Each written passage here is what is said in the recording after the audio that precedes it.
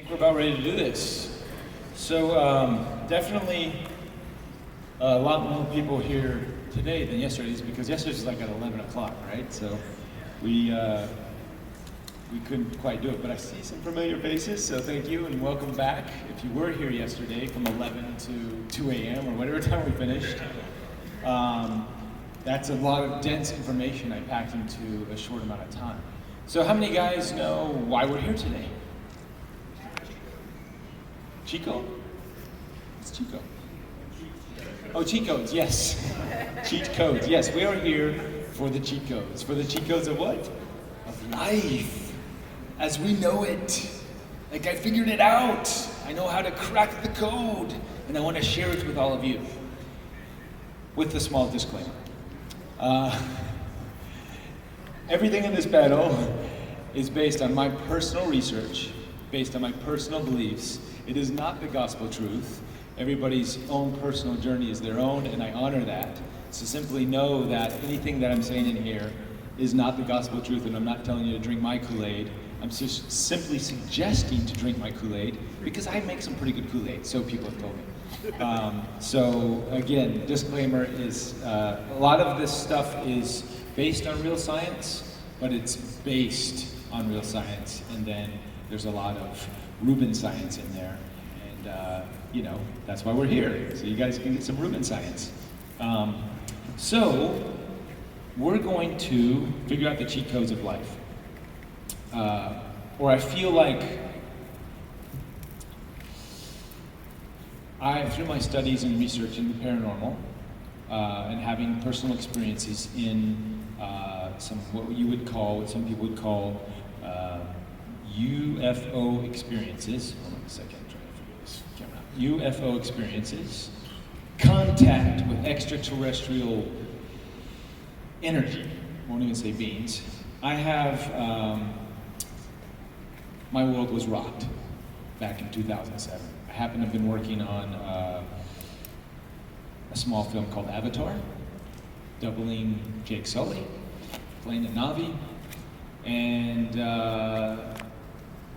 had some unique experiences, but I won't go into too much, but simply because of those experiences, it made me question reality. Because up until that time, the story that I was told through our mainstream understanding of how things work, these things weren't supposed to happen. And when something happens that's not supposed to happen, well, you start questioning things. And then I went on a journey, and I wanted to know why. How does it work? How did these craft fly through the sky without making any noise? How come they've been covered up? If they're real, which I had in my experience, if they're real, and I saw these, then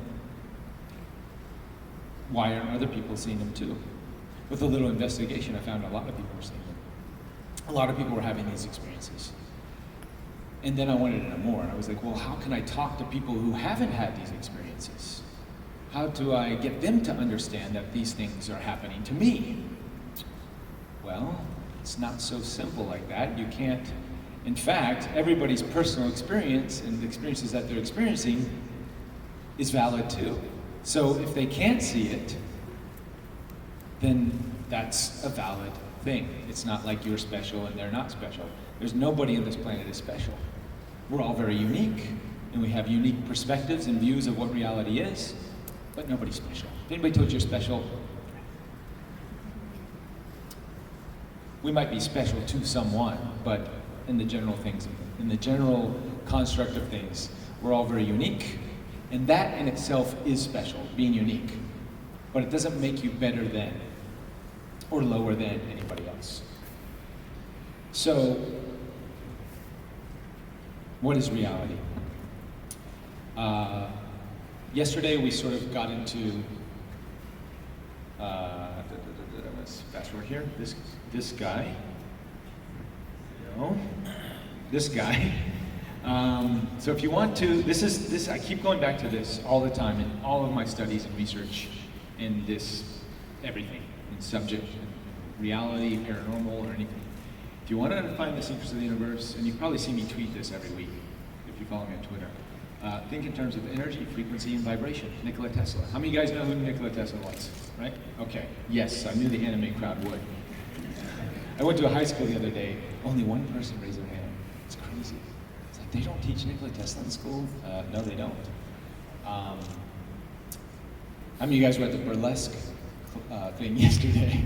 A couple. We walked over there, and there was literally, after my panel, with tons of Nikola Tesla and Einstein quotes, there was literally a burlesque girl doing her thing, and she had Nikola Tesla and Einstein tattooed on her leg. It was like, I think I'm in the right place. Don't tell my wife. So, here's a little bit of a review from yesterday. I'm not sure if we have sound, but you may have seen this TED Talk. It made its way around on Facebook, and this is like a shortened version of a TED Talk that someone did that talks about how we are all sort of living in our own little illusions, our own little universes. And there is no sound. Let me see. Controlled hallucinations. So let's try that one more time with sound. Our conscious experiences of the world around us and of ourselves within it are kinds of controlled hallucinations that happen with, through, and because of our living bodies. Let me give you a couple of examples of all this. In the rubber hand illusion, a person's real hand is hidden from view, and that fake rubber hand is placed in front of them. Then both hands are simultaneously stroked with a paintbrush while the person stares at the fake hand. Now, for most people, after a while, this leads to the very uncanny sensation that the fake hand is, in fact, part of their body. And the idea is that the congruence between seeing touch and feeling touch on an object that looks like a hand and is roughly where a hand should be is enough evidence for the brain to make its best guess that the fake hand is, in fact, part of the body.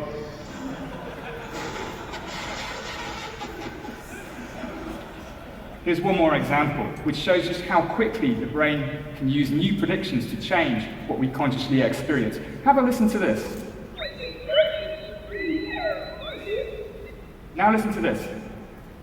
I think Brexit is a really terrible idea. Now listen to the first sound again. I'm just going to replay it. Yeah? So you can now hear words there once more for luck. Okay, so what's going on here is the remarkable thing is the sensory information coming into the brain hasn't changed at all. Instead of perception depending largely on signals coming into the brain from the outside world, it depends as much, if not more, on perceptual predictions flowing in the opposite direction. We don't just passively perceive the world, we actively generate it. So our experiences of the world around us and ourselves within it, well, they're kinds of controlled hallucinations that have been shaped over millions of years of evolution to keep us alive in worlds full of danger and opportunity. We predict ourselves into existence. Let me give you one more example of perception as this active, constructive process. In this panoramic video, we've processed the footage using an algorithm based on Google's Deep Dream to simulate the effects of overly strong perceptual predictions, in this case to see dogs.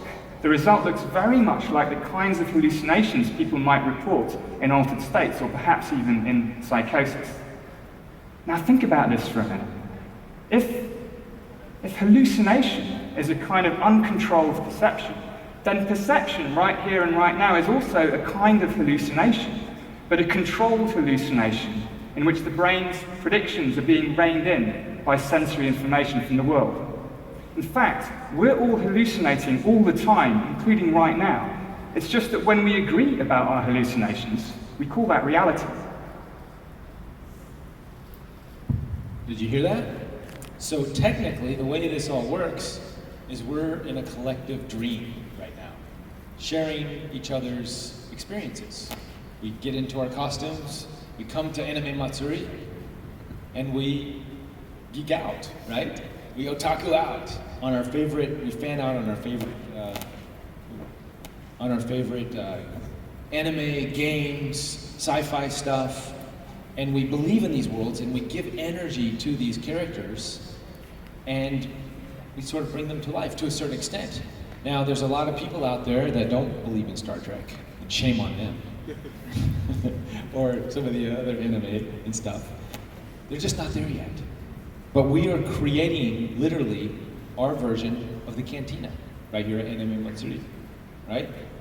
Look at everybody. We're all dressed up in different costumes. We're portraying our favorite characters, and each character has a story behind it, a backstory that's so rich. You could literally write a book. Is Brian here today?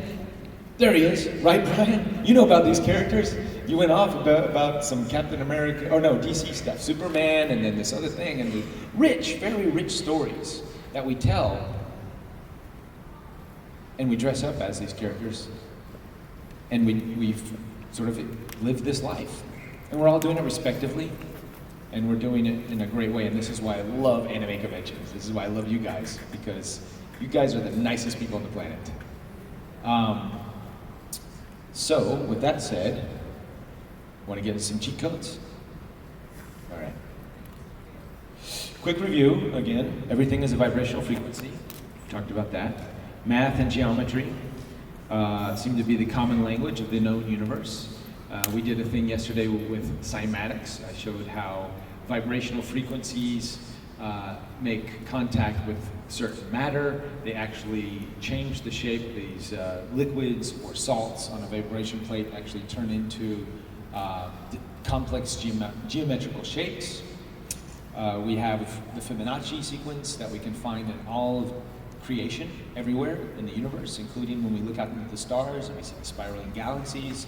The Fibonacci is in everything, including us.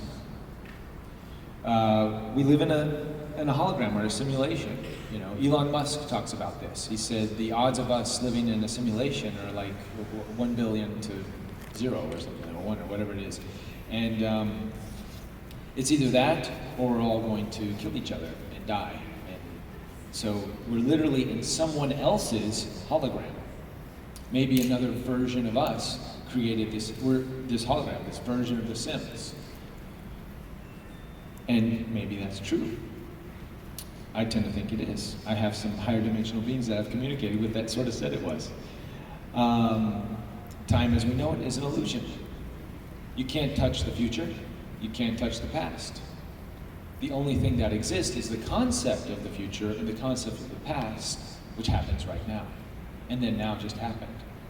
And now it just happened, now it just happened. We're constantly recreating this now moment 1 billion times a second. Our cells and different things, or matter and atoms are clashing, and light is reflecting off of the walls and into our retinas, and then creating this response, and that's all happening right now, right now, right now. And that's it, that's all there is. Try to touch the future. Try to predict the future. You ever go to a psychic? How many people have actually been to a psychic? Nice. How many people's psychic predictions actually came true? About half of that, okay. The multi-dimensional reality, which is the last part there, of our reality is so expansive and so vast, the probabilities of us actually coming into sync with one of those psychic predictions is pretty rare. This is why psychics are always wrong, because we're constantly shifting in every moment and every second. Now we emanate a vibrational frequency. Everything in the universe emanates a vibrational frequency, as Nikola Tesla said. So this, sorry, knocking things over here. This version of us right now is emanating at a different vibrational frequency than the version of us tomorrow or the next day.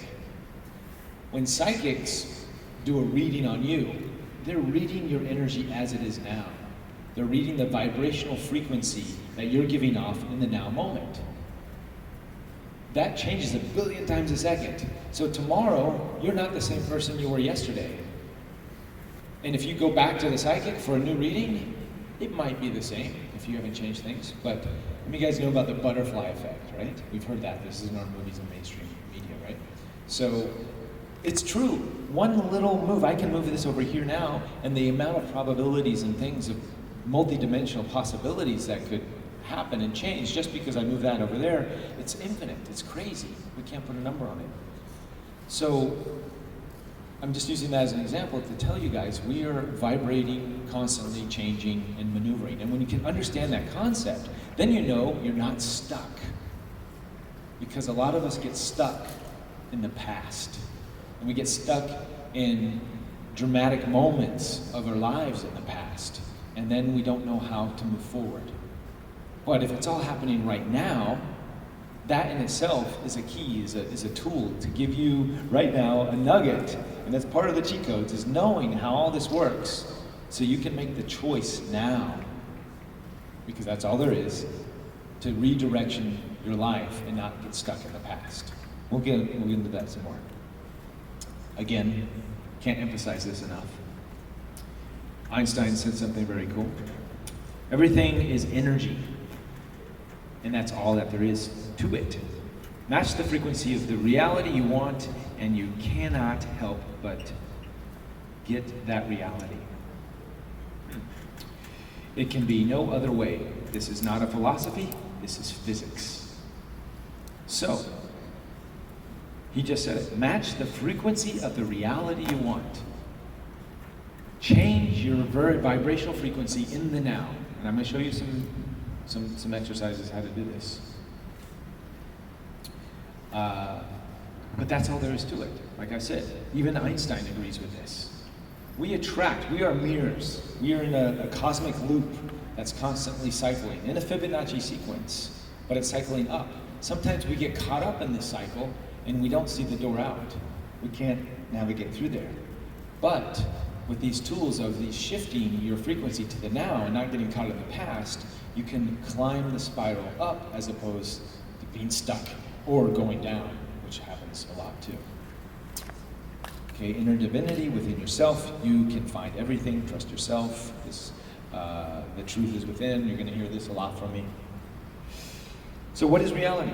Reality is something that I came up with. I don't know if it makes sense, but reality is the I am isness looking back at itself in real time. So just as I said, everything is a mirror. The people you're sitting next to, take a quick look at them. Yeah. They are reflections of you. This conversation I'm telling you right now, you created it. I'm not up here on the stage preaching to you. I am a projection of the frequency vibration that you already carry, and I'm reflecting back to you this message that you've invited me in because you guys match the frequency that I'm already vibrating at. Does that make a little bit of sense? No. And the only way, so coincidence, synchronicity, those are words that we put to things that we just don't understand. But when you understand the mechanics, this microphone's getting nasty. All right, testing, all right. So, but when you understand the mechanics, that what you put out is what you get back, and you start vibrating at a specific frequency, because if all the universe is vibrational frequency, all you have to do is tune your channel, your now moment, because that's all that exists, to a specific frequency to vibrate, and then you can get it to have it come back. How many guys watch Oprah? Anybody watch Oprah? Wow, you guys need to get out more. Oprah has some good guests on, including Jim Carrey. How many guys have heard Jim Carrey's story where he wrote the... You guys know who Jim Carrey is, right? Yeah, he does. Everybody, most $10 million check. The $10 million check that he wrote to himself, right? This is why the power of visualization and the power of, what do they call it? Vision boards. How many guys have done a vision board? Anybody know what that is? Okay, a couple people. So a vision board is actually where you go into magazines and you cut and paste, the things that you want in life, and you start creating a visualization and a roadmap of just things that feel good. It's not quite that simple. There's a little more to it than just simply doing that, but that's a good start. A good place to sort of like find your direction is to write it out. Write it down, write a story, or go into a magazine and cut and paste the things that you want, the people you want to be with, which we kind of do subconsciously, unconsciously. Many of us are doing that right now by dressing up as our favorite characters, role-playing, embodying these characters that we love. And what happens? We attract it. We attract other friends who are also in that same genre. I met somebody, they may not be here today, but this woman said she met her girlfriend because she dressed up as Dante. And her girlfriend dressed it up as Virgil. And they met at a convention, and she's like, thanks to you for hooking us up. And I'm like, I had nothing to do with that. You did that by putting the frequency vibration of Dante on your body, vibrating at that frequency, and her, being gay, vibrating at that frequency, projecting that out, and then attracting someone else who happened to dress up like the other character in the game, Virgil, who also happened to be gay. Like, what are the odds? What are the coincidences? Like, that doesn't happen. If you break that down into a statistics thing, that doesn't happen. How many times have you, just before the phone rang, you're thinking about the person, and then they call? Right? Happens to a lot of us. Or you're calling someone and they're thinking, oh, that's funny you called. You were just on my brain. You were on my mind, right? We're vibrating at frequencies, we're sending out frequencies, and we're receiving frequencies. And the people all around us can pick up on that. So would you say that uncontrolled and controlled variables don't exist then? What's your definition of uncontrolled and controlled variables? So just say, for example, a hallucination would be an uncontrolled variable and a perception would be a controlled variable. It's my perception that everything is controlled. There are no coincidences, no so what we call synchronicities. Then what about a hologram versus a simulation? A simulation would be a controlled variable versus a hologram would be, it would be an uncontrolled variable.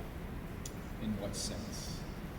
It would be in terms of you have that video set up, and you know what I mean, and then right. You have it going down. You can't really control the way the hologram looks to you. It's just there. Oh, I see. Okay. I kind of see what you're saying. So he was talking about a hologram versus a controlled. Controlled versus uncontrolled. Controlled or uncontrolled. So it's my belief that everything is controlled. Everything.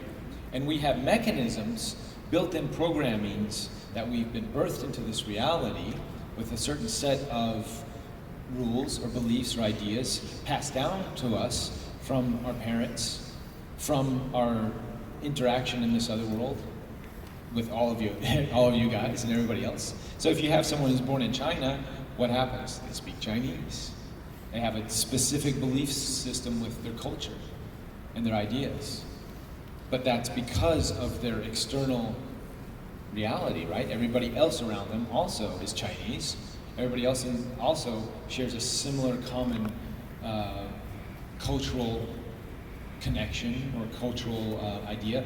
Even in their DNA, though, these stories, and this is what we're about to get into, these stories are embedded into us, not only culturally through our DNA, but also through what's told to us as we're growing up.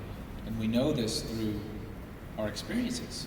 You can ask somebody with one experience, a completely different childhood, to another person with another childhood, and their belief structures, even if they grew up in the same neighborhood, because of their personal experiences, they formulate different beliefs about the constructs of reality and what's possible, what's not possible, and all that stuff. So I know that's a little bit of a tangent off what you're saying, but ultimately, it's our beliefs, thoughts, and emotions that create this two-way pump.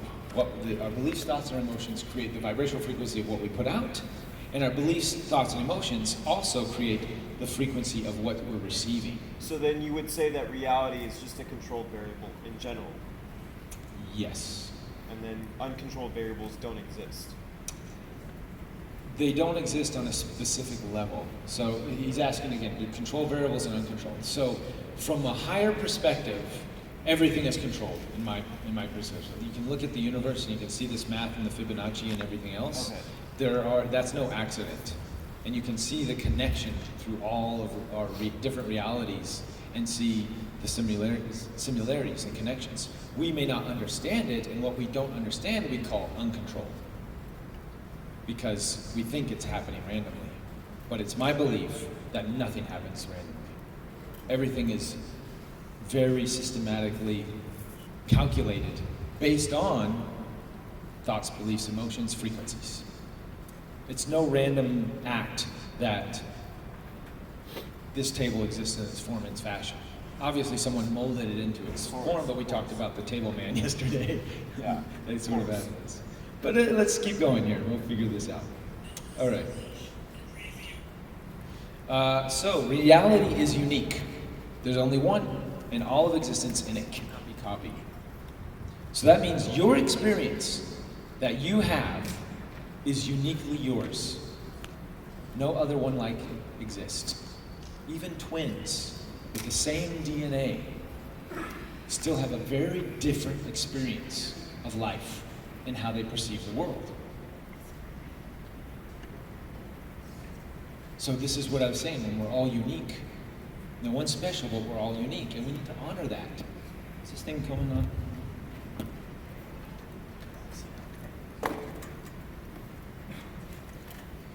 Testing. All right. So, honor our uniqueness. We're a piece of the puzzle. One of the words that I use is, instead of God, I use all that there is. You know, and a lot of people can sort of relate with that. The term God is all that there is, and we sort of hear that God is everything. So kind of the reverse of that. Is this one going on too? Jesus. Yeah, maybe it's this one. Let me give me one more. Maybe that's a dead spot.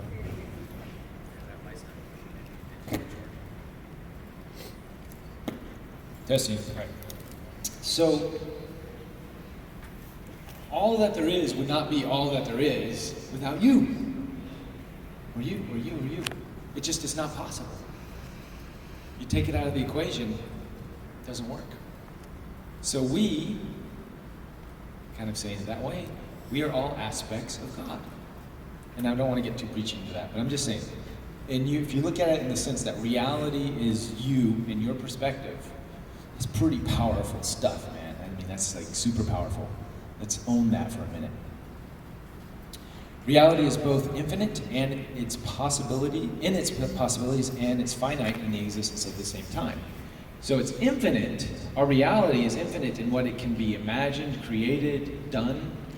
From our perspective, we have a limited perspective in how we view things based on our thoughts, beliefs, and emotions. But at the same time, it's unique. It's just you. But it's infinite at the same time. It can be anything. So it's kind of a dichotomy. It's a paradox. And we're always trying to fit that paradox peg into one or the other.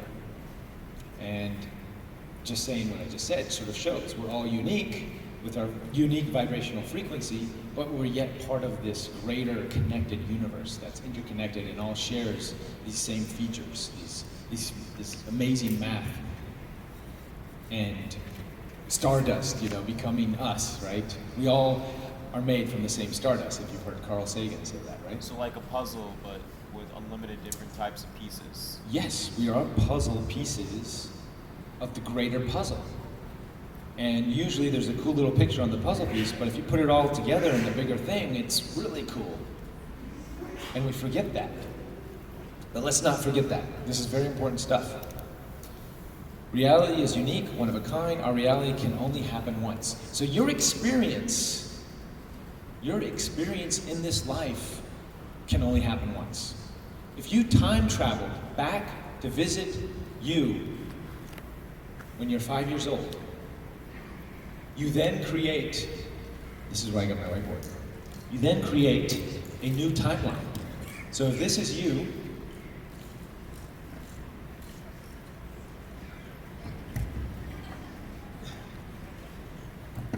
if this is you, all right, we'll make this happen. Work on this. This is you, your timeline, 5-year-old version of you. And this is you, now. And you go back in time to see your 5-year-old self. And then your 5-year-old self goes, whoa, look, that's me from the future. But wait a minute, that 5-year-old version that you had your life had never had that experience of interacting with your future self. So the memories you have of that 5-year-old, of your 5-year-old version, that never happened. So what happens is you create a new split-off reality of 5-year-old version of yourself meeting the new version of yourself, and that's in its own timeline. And this timeline is its own timeline. So you can never repeat the same timeline. But wouldn't that create a paradox? That's what I just said. We live in a paradox. Okay. And we have to accept that we live in a paradox because that's the way it is. It's this and that, not this or that. Okay. And our brains like to put it all in this one, or this thing or the other. It wants to be one God or the other God. It's all gods. It's all that there is. So no one is wrong. No one in their belief system, truly. Because how can you have, I have friends who are Christians who have had Jesus walk into the room. I have other people who have different belief systems. They don't believe in Jesus, so that, other entities and angels or whatnot pop into their room and they have these experiences.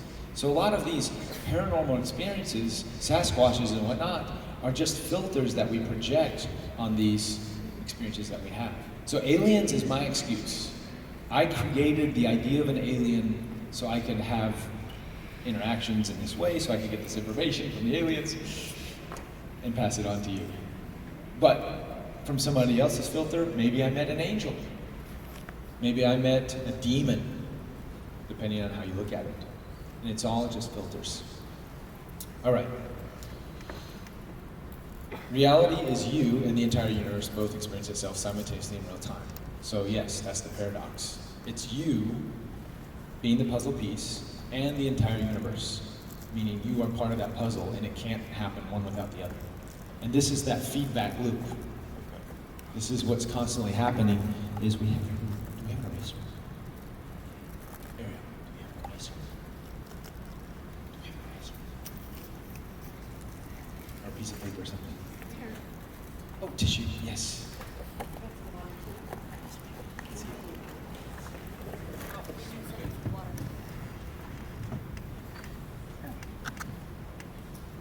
So, what was I going to say here? So yes, so in order to collapse the wave function, as we talked about yesterday, how many of you guys, I know you weren't all here yesterday, but how many of you guys know about the double slit experiment? Okay, good, ooh, way more than yesterday, thank you. So if we're all vibrating frequencies, we're all little dudes and dudettes, right? And we're vibrating from our brains and from our actions and everything else. These waves are coming off of us, right? Constantly. And there's 7 billion of us with waves coming out. But these waves, what happen is they crisscross.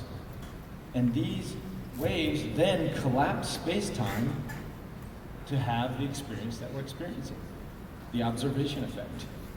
And it's not only my waves that are creating that, but it's your waves intersecting with my wave. That's fine. So, what is 1 plus 1? I would say it's your perception of what you think is 1 plus 1. Yes, brother, yes. Well, not quite. We're not quite there yet. But yes, that's the idea. He actually has the best answer, but we're not going to go there yet. 1 plus 1.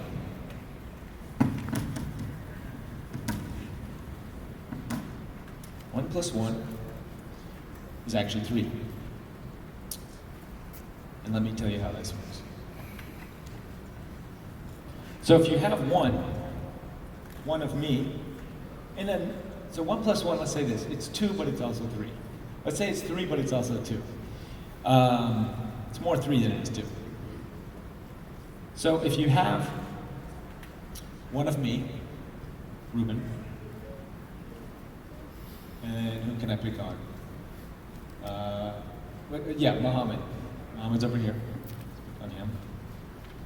And if you have Reuben and Muhammad, then what do you have?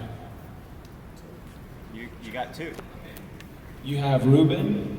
Muhammad. I'll just do an R for simple sakes. And Muhammad. So if you have Reuben with an R, Muhammad as a 1, then you have Reuben and Muhammad. But wait a minute. Reuben and Muhammad also contain Reuben and Muhammad. So there's Reuben, Muhammad, and there's Reuben and Muhammad. All of this data and information of Reuben is now in Reuben, Muhammad. All of the information of Muhammad is in Muhammad. So you have Reuben and Muhammad, the combination, but you also have the individualized information that Muhammad carries as well as Reuben. And when we're dealing with reality, most of the time we're not counting just numbers. We're always counting things in our reality. Money.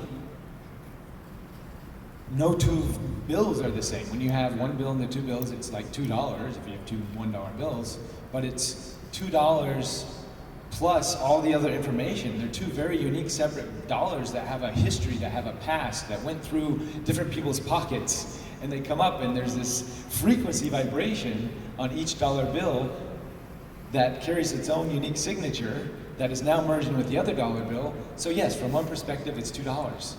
But from another perspective, there's all this information there that's never been touched or tapped. So this is, I'm just using this as an example to sort of open our perception on what reality is. It's not quite cut and dry. It's not 1 + 1 is 2. Tools for understanding reality. Okay, so I'm a big proponent of story. We talked about this earlier.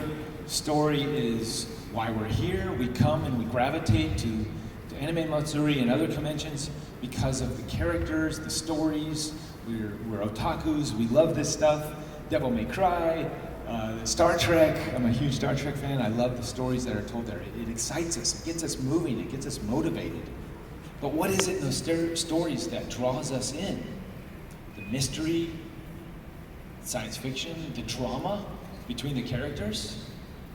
So we can look at these aspects of stories in our science fiction, but there's also a big story in here. All of us, individually, we have our unique stories. Terence McKenna has this great quote. The real secret of magic is that the world is made of words, and if you know the words that the world is made of, you can make it whatever you wish. So this is sort of telling you, I'm sort of telling you a new story. Since yesterday, since last night, I'm giving you guys my understanding of the mechanics of what reality is, vibrational frequencies. When we can come from that story, that perspective, then it changes everything. And our science is telling us. This is what our science is telling us, that everything is waves, vibrations. Jason Silva, he's a hero of mine, and he has a lot of good things to say. And here's him going crazy about story. I am a lover of language. I use language to tile reality, to clothe reality in description and prose. Language, therefore, I become. I believe the world is made of words, and if you know the words the world is made of, you can make of it whatever you wish, said McKenna. And one of the coolest notions I've ever come across about the transformative and transporting power of language is the notion that words are not just descriptive, that words, in fact, are generative. Hold that in mind for a moment, my friend. That the use of language, the words you use to describe reality, can in fact engender reality, can disclose reality. Words are generative. And so people often ask me, how do you memorize? Why do you memorize so many quotes? Because I do, man. They are, the wallpaper of my mind is full of prose. And I don't know by what act I actually put them into memory, but I can tell you that the reason that I love to recite quotes is because I believe that the quotes that resonate, the ones that give me goosebumps, the ones that make the hairs on the back of my neck stand up, are incantations. They are spells, right? There's a dream weaving and a sorcery that is employed, that is deployed through language. To speak is to enact an incantation, right? So my favorite quotes are these magical incantations, and as I recite, therefore I become. I recite, therefore I become. That makes perfect sense, right? This ecstatic articulation and empowered vocalization makes us what Walter Benjamin calls enraptured prose beings raised to the highest order. We create and perceive our world through language. We think reality into existence through linguistic construction in real time. We are made of language. And this concept is instantiated even in our biology. DNA is code. We are alphabetic all the way down. Our genes are software programs. Even the material world is made but of atoms programmed into certain instantiation. McKenna was right. The world is made of words, and if you know the words the world is made of, you can make of it whatever you wish. To take responsibility for this metaphysical tool. Employ language with discernment and intention and agency, and become an author of reality. Isn't he good? He's so poetic. Like, he takes words and he just, I love Jason. I have a man crush on him. I don't mean to be a bother, but Yep. he's just going off of I think therefore I am. Yes, exactly. To Socrates. Bingo. You know. That's it. Yeah. That's it. It's really that simple. I've got this whole drawn out presentation to basically say that. I think therefore I am. All right. Speaking of language, dreams. How many guys have pretty profound, cool dreams, right? You wake up in the morning, you're like, holy moly, what happened there? Oh my God, thank God it's a dream, right? Well, dreams are a language, and there's a lot we can learn from our dreams. How many guys actually have a dream journal? Nice. Some good workers in there. I love it. How many guys actually do dream work with your journal? Okay? These dreams that we experience hold keys to this existence, to this reality, this dream. This dream is no different than those dreams you're having in the night. The only difference is your perception of them. The only difference is we wake up every morning in this dream, like Groundhog Day. But the real us is out there flying in the cosmos, doing crazy things in our dreams. So I highly recommend one of the cheat codes of this universe is to start exploring your dreams. Learn the language of the dream, because there's a unique language in the dream that actually bleeds into this reality. So, yeah, so dream physics. There's books, tons and tons of books about this if you want to go and do any research. But it seems the experiences we have in our dream are connected to our beliefs, believe it or not. Huh, go figure. Expectations. When you have expectations in a dream, things usually don't turn out that well. Surrender. If you don't allow for the experience, how many people have actually lucid dreamed? And that means you're aware that you're dreaming in the dream, right? These are very difficult illusions to maintain, because as soon as you know you're dreaming, it's very easy to wake up from the dream. It's almost like that's not supposed to happen, right? So you have to sort of, if you try to focus too hard, it's a soft focus. If you get too excited, like I do whenever I lose a dream, you boom, wake up out of the dream, you're like, oh man, I was just getting to the good part, right? So we have to surrender. We have to sort of allow this dream to happen, but still be in control, but we can still be aware that we're having the dream, so we're still sort of in control, that we're aware that we're dreaming, but we can't push it too hard, or the dream will collapse. Guess what? Same goes for this reality. A big part of this reality, navigating the matrix, one of the cheat codes is surrendering to what is. And we try to control it, we try to manipulate it, but things are just going to happen the way they're going to happen most of the time. We can have a little bit of influence and say in it, and this is where I was saying things are sort of predetermined, and most of the time, I hate to say it, a lot of things there's not much you can do about those situations.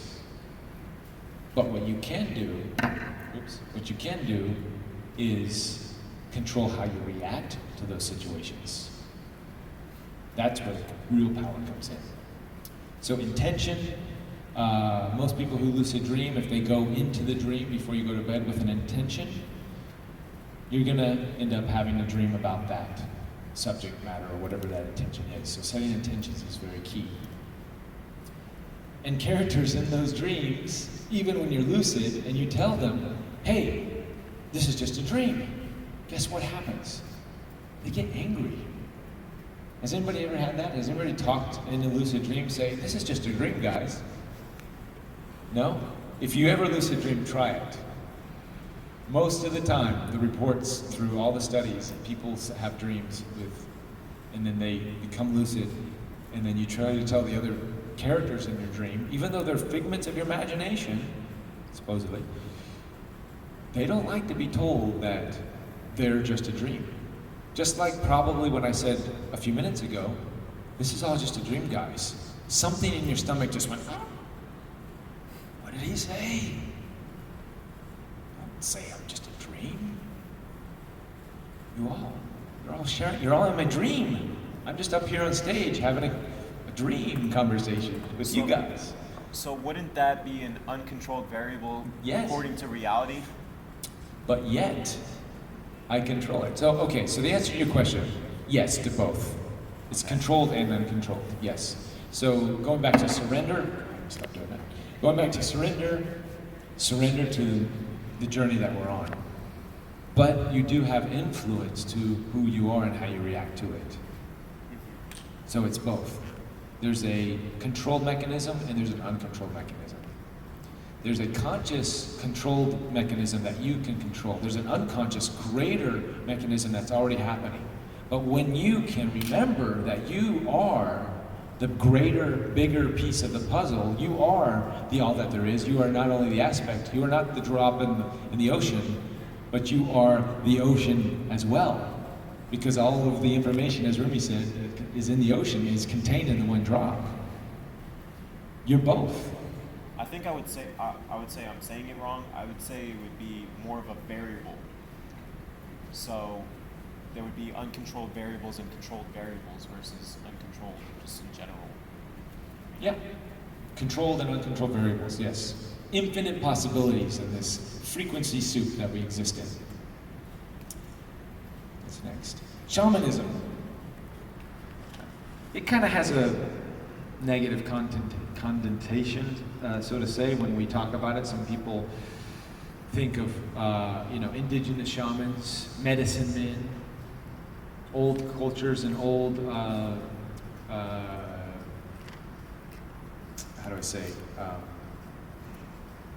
people from different indigenous cultures from around the world sort of have these shaman people that are sort of the wise men or the wise women of the group.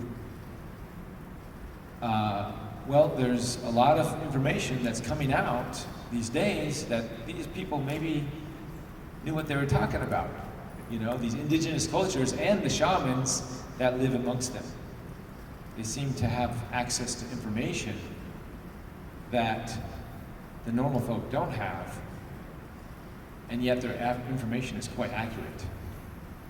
Now, some religious contexts like to demonize this idea of shamans, but I think that's just fear. It's just fear of the unknown, because these guys and gals who do this work, They go into the unknown territories, the unexplained. How many of you guys have heard of this book, Stealing Fire? It was like a #1 bestseller in New York Times, right? Great book. Stephen Kotler, Jamie Wheel. Jason Silva has like a whole chapter directed to him. They talk in this book how Silicon Valley, the Navy SEALs, the elite of the world right now are taking practice in what's called going into flow states, channeling, doing things where they're sort of disconnecting the mind-body connection through meditation, sometimes through psychedelic drugs, sometimes through yogic practices, sometimes through advanced physical, how do you say, enhanced physical difficulties, like Navy SEALs going and just sitting in the waves and just getting smashed by cold water and sleep deprivation and these kinds of things. But all this is done to get us out of our heads, to get us into a flow state where things like rappers, that could just go into a flow state and just muddle off poetry without even having to think about it, just as we just saw Jason Silva do. What's happening in these flow states? A lot of these times, this information that people are accessing, it's not in their brains, or they didn't have an experience to have that experience, right? To have that knowledge that they're deciphering. So how does this work? This is something to look into. This is one of the cheat codes if you want to go in there, look into it. How do we perceive reality? Just like the experiment with the dogs. There's Google did this whole experiment where this is sort of an idea where it said this is what Google sees. They've taken all the collective imagery that's been uploaded to the internet and how Google sort of scans things, and this is how Google perceives reality. If Google saw in picture form, so to say. Because does Google have eyes? Maybe. Look at all these phone cameras. So you can tell there's a lot of dogs and cats and animals because there's a lot of animals on the internet. We love our animal pictures.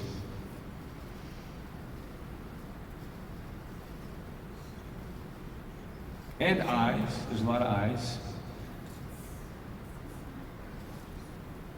Now, I'm not an advocate for psychedelic drugs, but I do want to know, and you don't have to say when or where, if anybody's had a psychedelic drug experience with psilocybin, which is magic mushrooms, or ayahuasca, DMT. Okay, a few people out there. Cool.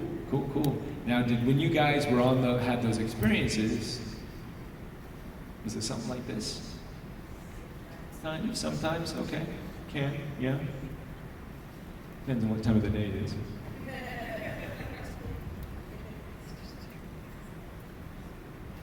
So I'm using this is because we humans are also pattern recognizing machines, just like Google. We see patterns. We connect to patterns. We are addicts of story. Because these are stories, a picture, an idea, a thought, a belief system. These are just stories in our reality.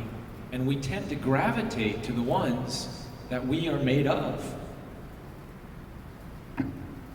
This goes forever. So how do we break the matrix? How do we get out of this jail if you think we're in one? How do we get out of the slumps in life, those deep, dark patterns of life? We have to tell ourselves a new story. Bruce Lee was a very influential character growing up. His philosophies, his martial arts. First, he was a badass. First real Asian martial artist to make it out into the big league, the big world. And he had this quote that really left a lasting impact on me. If you always put limit on everything you do, physical or anything else, it will spread into your work and into your life. There are no limits. There are only plateaus, and you must not stay there, you must go beyond. It's powerful stuff, right? But you're like, but how do I do it? How do I go beyond? How do I get out of the rut I'm in? So, sorry, that wasn't there. This was there. How many guys have heard of Wim Hof and the Wim Hof method? Great. How many guys have actually seen my Wim Hof mini documentary movie? Okay, a couple. Awesome. You can go to my YouTube page, and I have a 13-minute video that I talk about Wim Hof and the philosophies, and I've been doing the Wim Hof method for a few years now. And yeah, go sit in ice water for 10 minutes. And after, 4 or 5, you're supposed to have hypothermia and get carted away by the ambulance, and I'm still sitting in the water, and I'm like, I'm not cold. It's crazy. What is this? Mind over matter. So he's done some really amazing feats. He's climbed that Mount Everest in his shorts. He's sitting in a bucket of water for over 2 minutes, or I'm sorry, 2 hours. Yes. He does. He does retreats. He takes people up to Mount Kilimanjaro every year, and or every other year. There's a mountain in Poland that he takes people up there. Here's just a little thing on Wim Hof.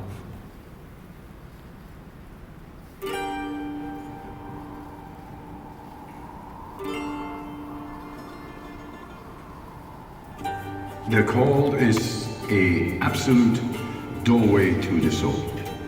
There is so much unnecessary suffering in the world. We take pills, kill the symptoms, but not the cause.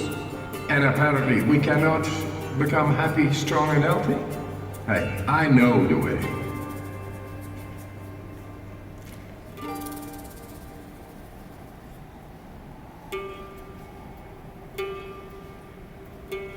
Cold is merciless, righteous. It brings you direct in the depth of yourself. You're not thinking. Your emotions stop. You are just surviving. And it brings you in the purity of the physiology as well as the soul. And you get in a different plane than our conditioning. And that makes you a free man. What's special about Wim is that he kind of has this mind over body control that's pretty phenomenal. When he is exposed to the cold, his body just physically reacts differently from a lot of other people.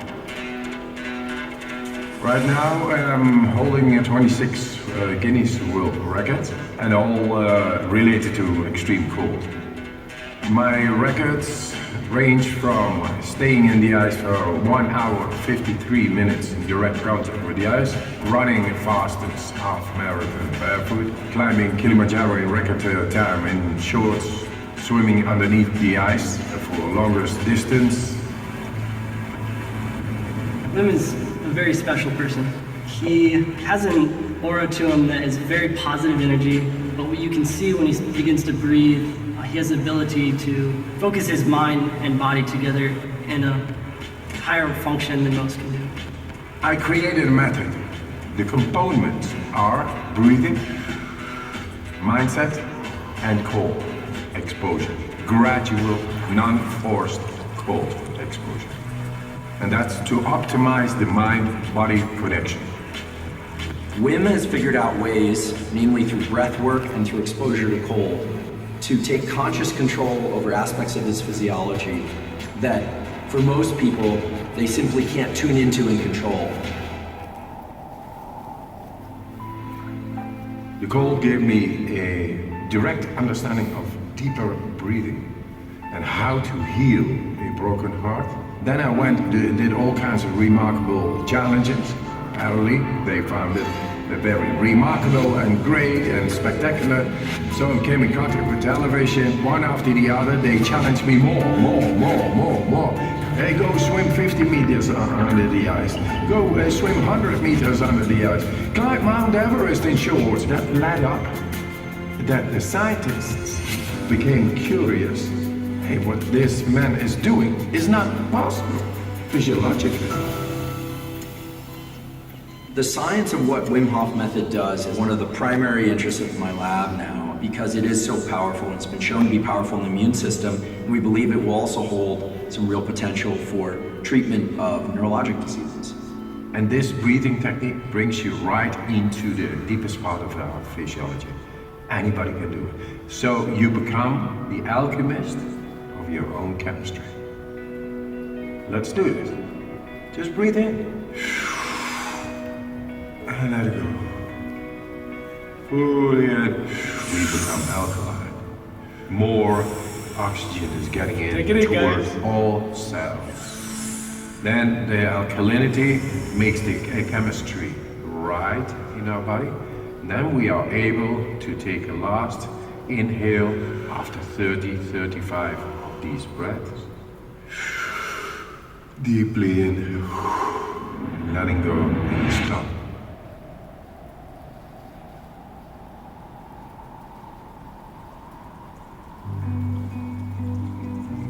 The Wim Hof method is neither distress nor eustress, thrilling. It's somewhere right in between where I believe adrenaline is high and cortisol is low, which gives the person who's doing the method this incredible feeling of well-being and control over their own physiology and mental state. Why I teach this method? To show that with a simple method out of nature, we are able to tackle the greatest problems, which is depression, fear, anxiety, and pain. People with chronic pain. That's all unnecessary suffering going on, and all this industries keeping on and say, yeah, that's normal, and I think that's sick. If it turns out that non-ingestible approaches, such as breathwork or cold exposure, can approach some of the potency that medications can provide or have failed to provide, then it's quite possible that one can heal from the inside. Guess what? We found proof to tap into our body and mind, enabling us to become happy, strong, and healthy.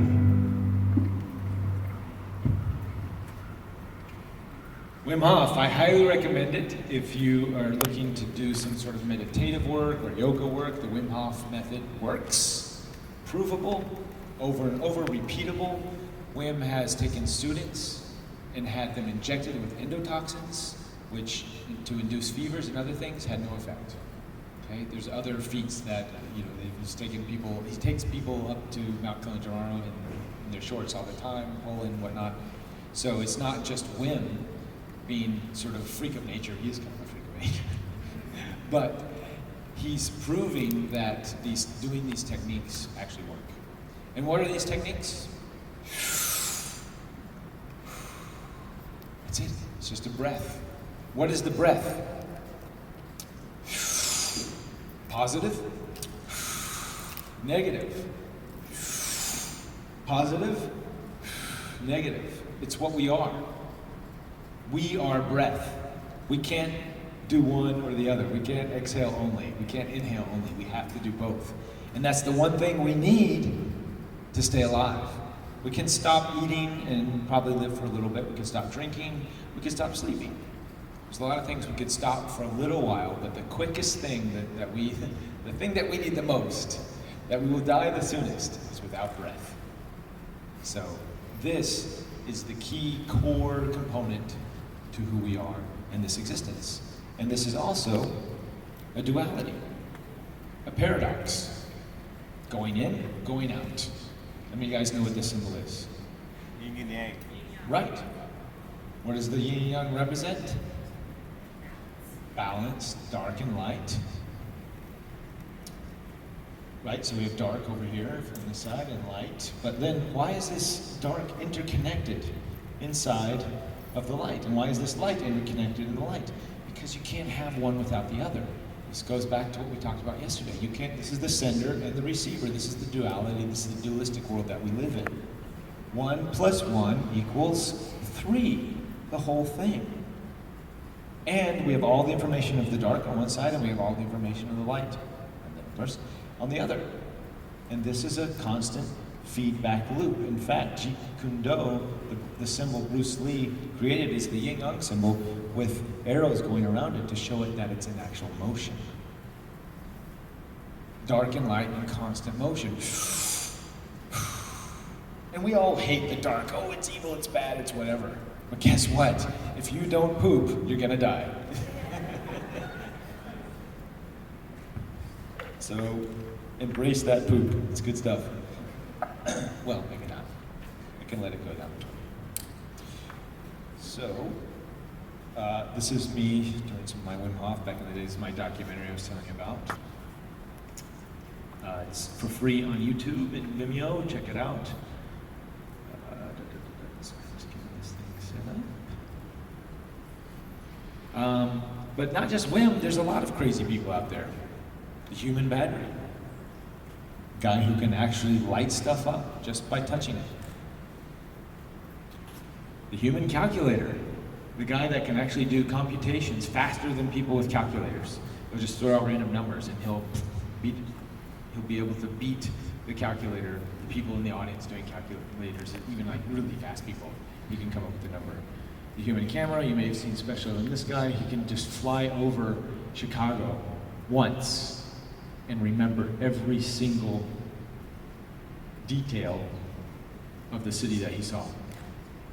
How is this possible? How does that work? Iron hands. Apparently she can make tempura, doesn't need chopsticks. Some dude eating metal. How does that work? How does the digestive system sustain that? Woman with eagle vision, she can see like crazy. The real life Batman, have you guys heard of this? The blind kid that makes clicks with his tongue, kind of like Last of Us. You ever played that in the clickers, right? This guy, this is actually what the clickers were based off, this kid. Dr. Neil Druckmann about that. But yeah, he literally makes sonar-like sounds and is able to get spatial direction from where he's at. But he's no different than any of us, other than he can't see. And he's just simply tapping into these abilities. The man with crazy endurance, his body does not create lactic acid. So he can run a marathon every day and not get tired. It's crazy. The real Rain Man, I think he's like, that's what Rain Man was based off of, this guy. Magic Magnet Man, who can make metal stick to him. He's got electromagnetic frequencies emanating from his body, which actually we all do have, but you didn't know that, or did you? And you can actually tune these electromagnetic frequencies with the right breath work. Unbreakable body, you know, you've seen Shaolin monks try to drill their heads and take spears into their neck and break them. Sometimes it's just a show, but sometimes it's real. Some of these monks are really doing some crazy stuff. How many of you guys have seen the videos where they're kicking the Shaolin monks' balls like 20 million times, right? How? Maybe he's just a good actor. He's probably really in pain, but those videos exist, and those people exist. I had a Qigong teacher that could heat up water in his hand, a piece of foil. I examined the foil, no chemicals, no other anything was there. I took the water from the faucet, put it in the foil, and he could literally bring it to almost boiling temperatures. And if you didn't believe him, he'd throw the water on you. And that was hot. He threw some on me. It was crazy hot water. He was also he was also in Ripley's Believe It or Not, where they had chains, super intense, hot, searing chains, using a thermal camera to show that they would burn anything and just crisp it that you touch it. My teacher would take his hands and flow across these chains, no burn marks. He even took his tongue to it and licked it, no burn marks. How is that possible? Qigong. Let me guess what Qigong is. Only one? Only one? All right, everybody. Everybody, put your hands together. Okay? Start doing this. Get it going. Kind of feel it hot, right? It's getting hot in there. It's getting hot in there. Take a deep breath in. Separate. Feel that tingle? Feel a little tingle in there with the hands. Now start slowly compressing. Oh, you can feel that tingle kind of vibrate a little bit, right? Now do a little kind of twist and turn both ways. You feel kind of a little magnetism with those tingles, right? Is everybody feeling it? Maybe not everybody, but it's okay. Play with that. It's subtle. It's not strong, especially if this is your first time. But you felt that, right? That's chi, or ki in Japanese. That is the internal energy that Star Wars talks about, the Force. Midi-chlorians. What's that? The midi-chlorians. Midi-chlorians, okay, yes, whatever that Star Wars technical term is, something like that. But it's actually an energetic stream that runs through all of us. And if you study Chinese medicine, we have meridians in our body, and more scientists now are accepting this. In fact, my insurance now covers acupuncture, which it didn't like 10 years ago, because it's pretty much a provable fact that acupuncture is a thing, like it heals the meridians of the body. Some Korean scientists actually have now proven that the meridians are real. They use some kind of blue dye thing and inject it. They can find the meridians and prove it into like mainstream science. So Qigong and these guys, what they're doing is they're tapping into this hidden energy that's unseen, and we all have it. And it can be magnetized, it can be energized through the understanding of positive and negative energy, like a battery. How are batteries created? Plus and a minus. You always see that on these batteries. I took this out because it was getting really hot. I don't know for what reason. My bag was super hot. And now I realize it's here to show you guys. It's the battery. So every battery has a positive and a negative charge. And if you put it in the wrong way, which I think that's what happened, I had this in the wrong direction, it doesn't go well, usually. Good thing I had, checked my bag earlier. But there's energy going through here. Lithium, minerals. Lithium is a mineral, right? It comes from the earth. And there's usually some sort of acidic liquid inside coexisting with this mineral charge in a polarized position to create energy. Well, guess what we are? We're breathing positive and negative. We have 70% water, and a lot of us aren't as alkaline as we should be. So when we charge our body with drinking alkaline water, and this is why they're saying, disease cannot survive in highly charged alkalinic water, is because you're properly in alignment, just like a battery, and you're generating electricity in the way it should be generated. And these cancers and other things can't creep in. Now, if you screw with the polarity, you might overheat and get a fever or something like that.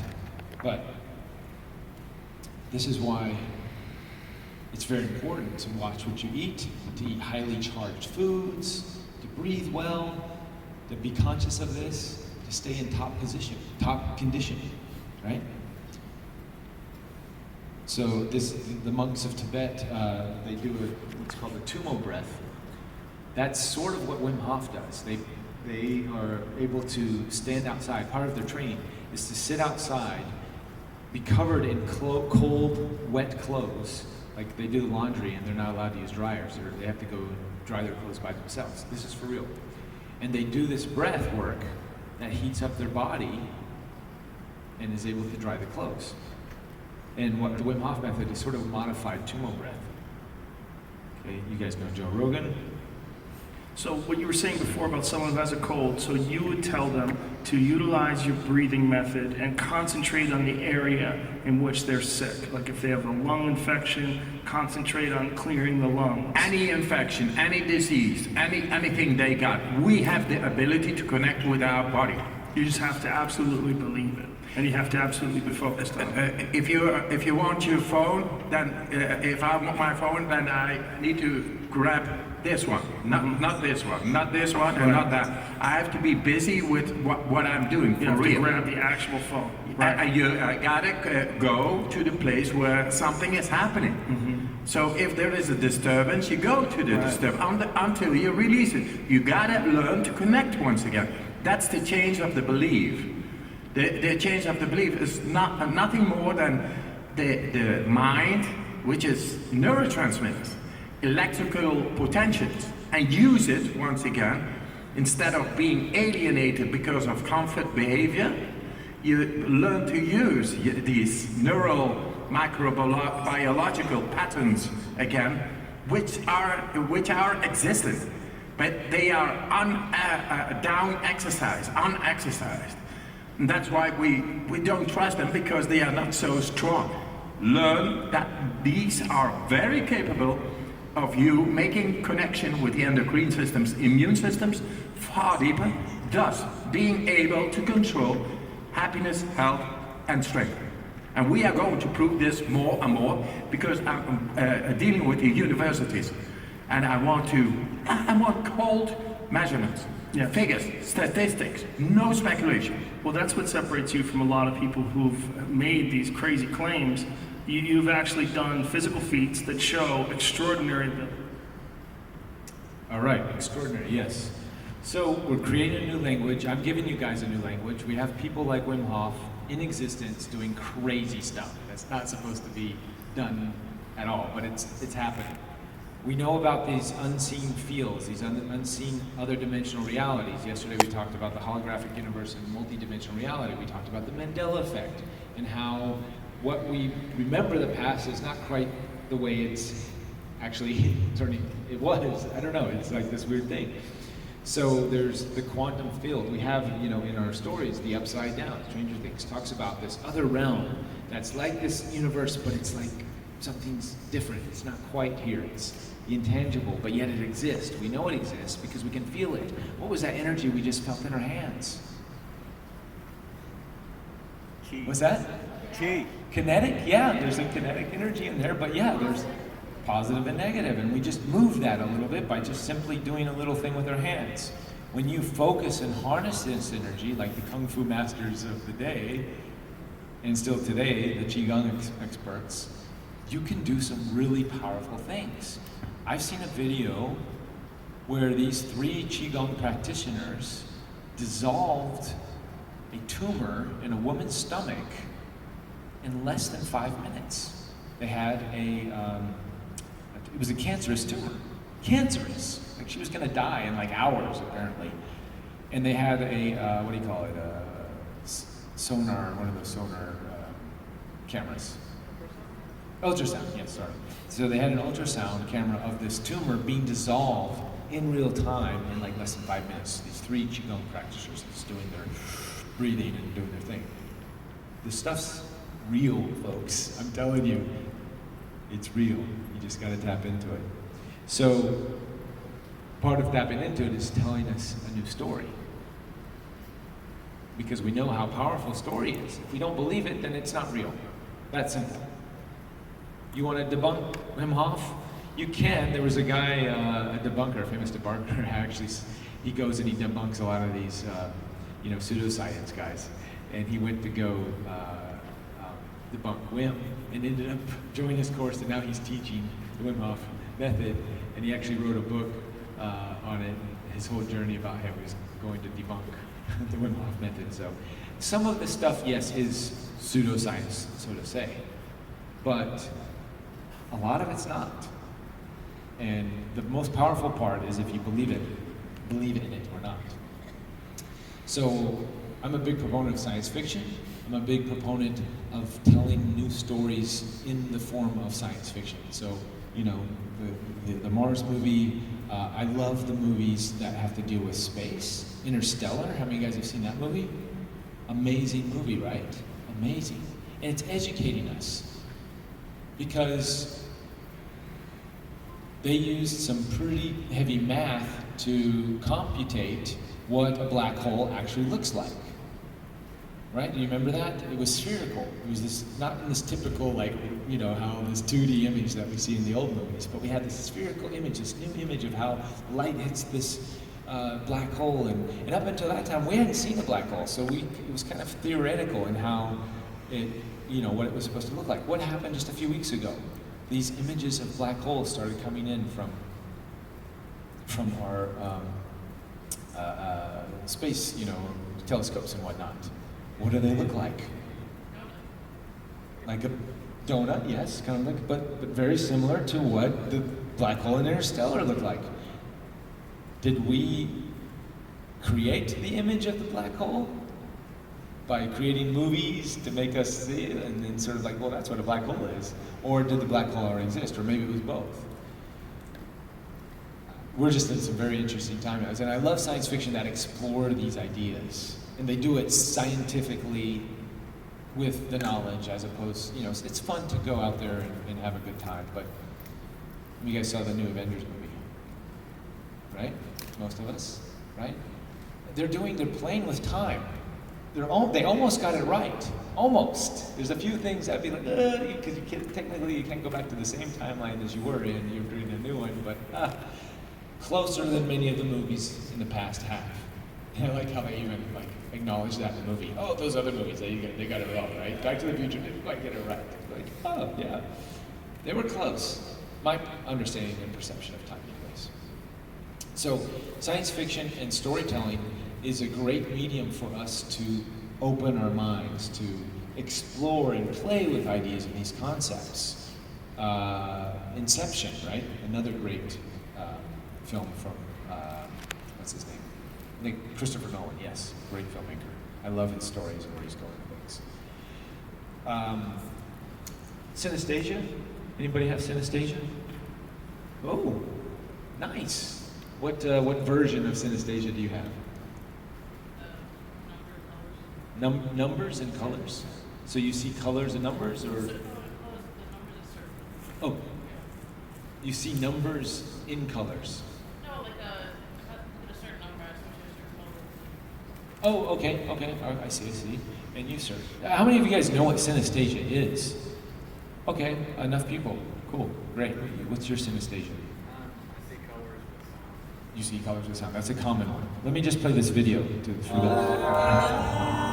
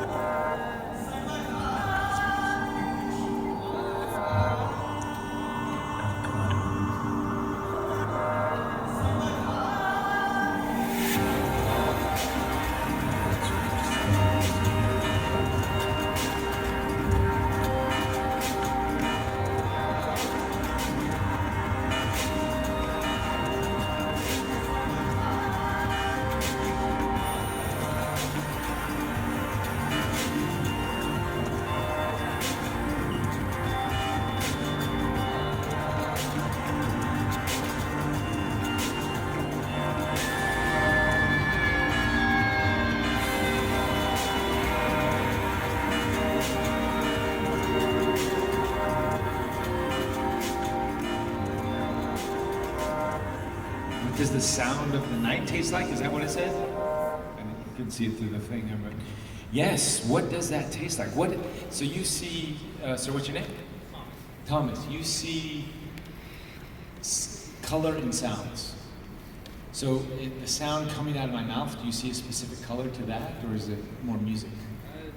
Goes more along with like the waves and stuff, depending on like the pitches and whatnot. It's like something dropping, like an eyedropper or whatever to it, and it just kind of gradually spreads.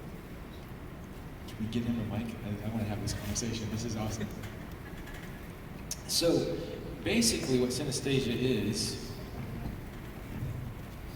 is another word for psychic abilities in my book, but we'll go into that.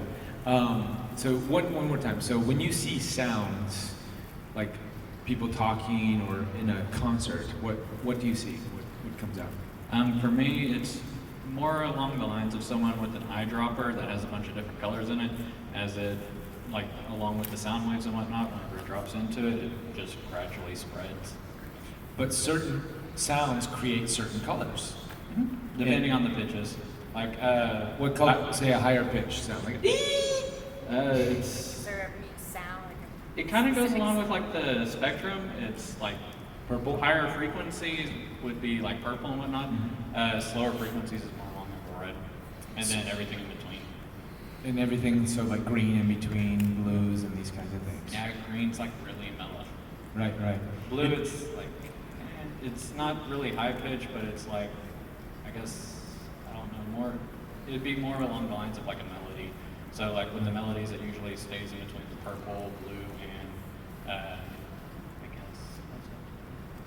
Like purple, indigo, blue. Right, sort of like the rainbow spectrum, right? Yeah. So you would see, depending on lower frequencies, would be in the reds, higher frequencies in the purples, right? Anybody else experience this? Or know about this? Or heard about synesthesia? So synesthesia is basically what doctors are calling, what I think is like abilities.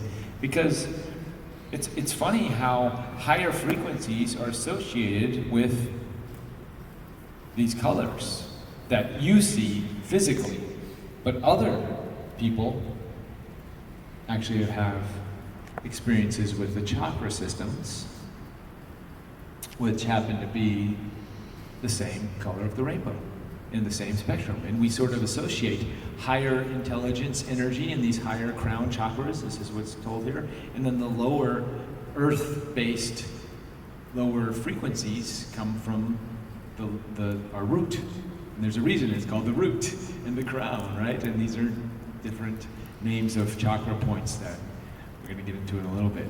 But they're connected in a sense of people who have synesthesia. So there's a lot of different terms that we can use. We can use synesthesia.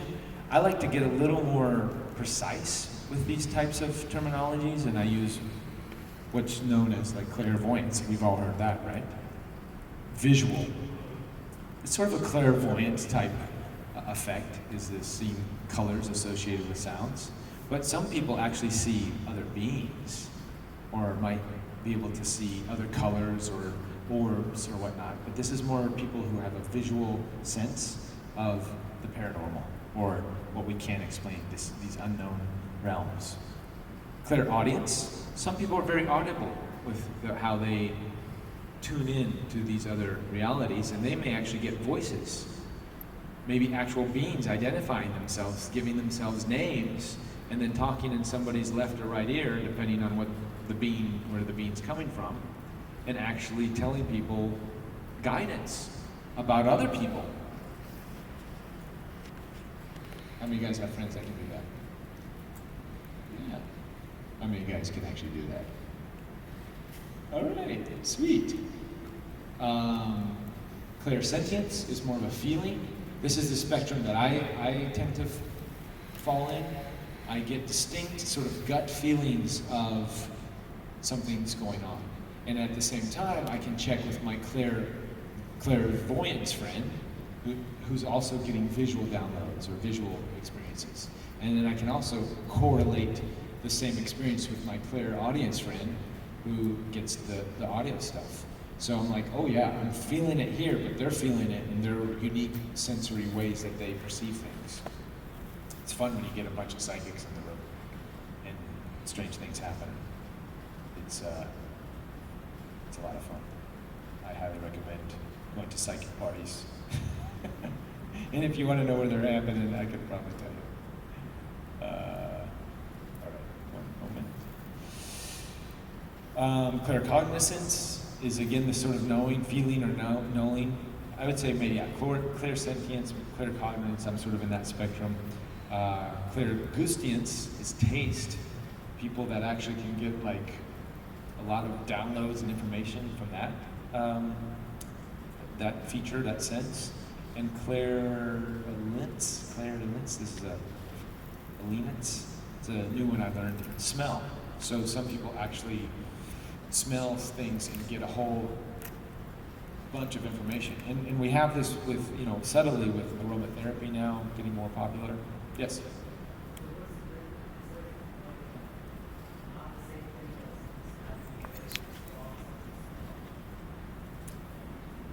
Yeah, it's so I think he's asking, it's more than just a strong sense of smell. Yes, there are people who can smell things and literally be transported to other dimensions. Okay. And it's sort of like an extreme deja vu experience or something like that, where they're actually getting a ton of information just from the smell. Okay.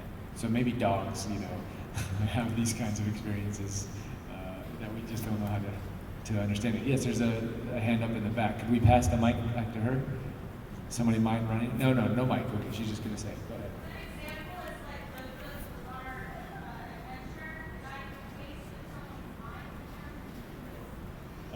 So she said in JoJo's Bizarre Adventure, there's a guy who can taste if somebody's lying to them. Do you guys know that character? Yeah. Right. You can. I smell a rat. Exactly. Yeah. So I think I might have that then. you might have taste or smell. For smell. Smell. All right. We have to practice because I'm These- still. Yeah, I don't know these if are I have it or not. these are muscles, and I highly recommend we practice and attune these muscles, and not shut them off as just, this is just some silly thing, because you wouldn't have these abilities. Again, we're us all being unique beings in our unique experience. Let's dive into this stuff, and let's share, as you are, sir. Thank you for your abilities in sharing that. This stuff is happening, and people are having these experiences. And to deny that, to deny their experience, would be to deny her and your uniqueness of who you are. And why would we want to take that away? Why would anyone want to take that away? Because they're probably not, confident in their own beingness.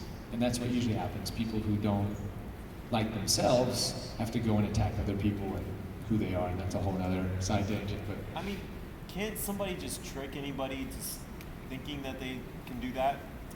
Have that ability? of course, you can trick people to do that, but you have to believe that they can do that, or not. Like, just say, for example, like, anybody can have a tell whether they're lying. Somebody moves their eyebrow, their nostril moves, and you can say, oh, they're lying, Sure. But you're sort of using your visual senses to tell that. Yeah. And enhance, and some people may not have advanced visual senses to be able to tell that. Instead, they use more of their clear, like I don't look at people's faces so much as I just feel with my clear cognizance or my clear sentience. Would you consider those type of, tells, somebody being able to tell whether somebody's doing something just by looking at them? Wouldn't that be clairvoyance? More, yes, exactly. Yeah, very visual. And most of us actually have all of these abilities, and we're sort of blending and mix matching. So it's not so cut and dry. But what I'm saying is, some of us have more profound, visuals or tastes or smells than others, and it's okay to hone those, to go into those. But nothing is quite. The spectrum is like the rainbow, right? When you look at a rainbow, it's not all yellow or green, even though they're next to each other on the spectrum. There's like a yellow-green zone in there. So to understand how all of this sort of goes in phase. Yes, sir.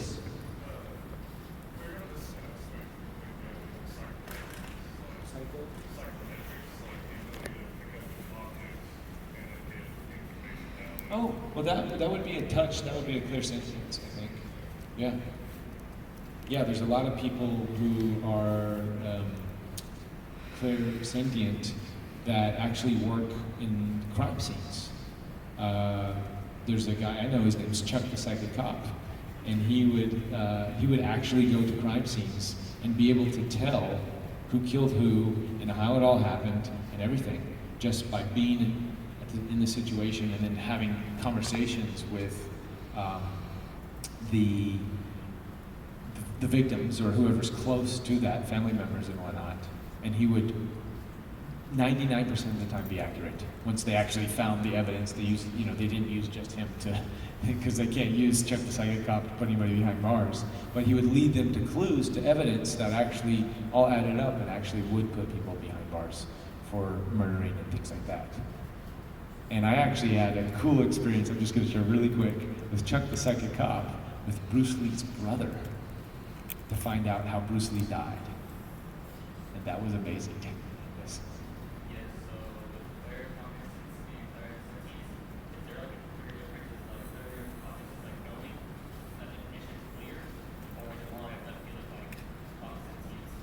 I think sentience is more of a physical sensation, and claircognizance is more of a maybe a mental sensation, or we feel it in our heart or something, but it's not like a full-on physical sensation where heart palpitations or like your stomach starts to twist up or something like that.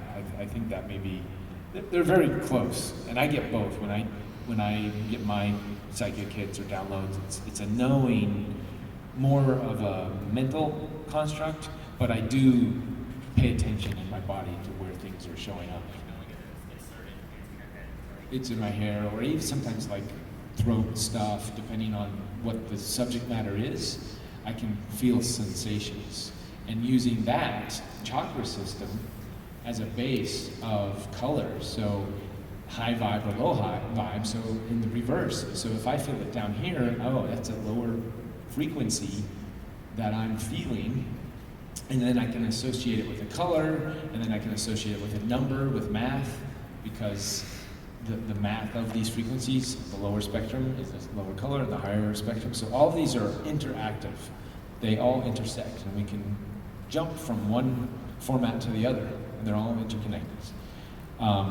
So I have a test for you guys. Oh, yes, go ahead.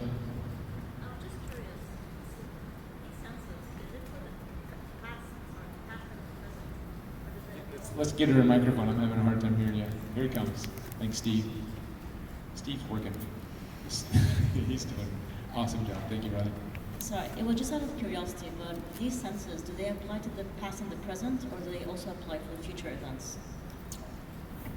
Well, if everything is happening right now, because we already sort of, you missed yesterday, we determined that the past doesn't exist, the future doesn't exist. So what you're getting feeling now in this now moment is a concept or an idea of the future or the past. And you can get feelings and senses about concepts or ideas of the future, but that's still your projecting of the future. Does that make sense? Kind of, yeah. Okay. If you want to ask the question again, formulate it in a different way and ask me. So it's more of so it's a personal experience that I had as a child. Mm-hmm. I was going through tragedy, and Back up to the. I was going through a certain phase, Mm-hmm. and there was a time that I was able to. I felt like there were warnings where I was seeing things before they happened and warning me to do something else and change. Right. And the reason why I followed them was I ignored them the first couple of times, and it happened. So. And then after that, you started following the messages. Yes, and then once I got out of that phase, I never had those warnings again. So we have these precognitive events happen, and some people have really strong ones, like that say do this or do that, right? Or else this is going to happen. So what I say is probably happening is there's, in a multiverse, there's other versions of you that have already experienced the bad stuff. And you're tuning in to those versions of you that have already experienced that, because you can, we all can.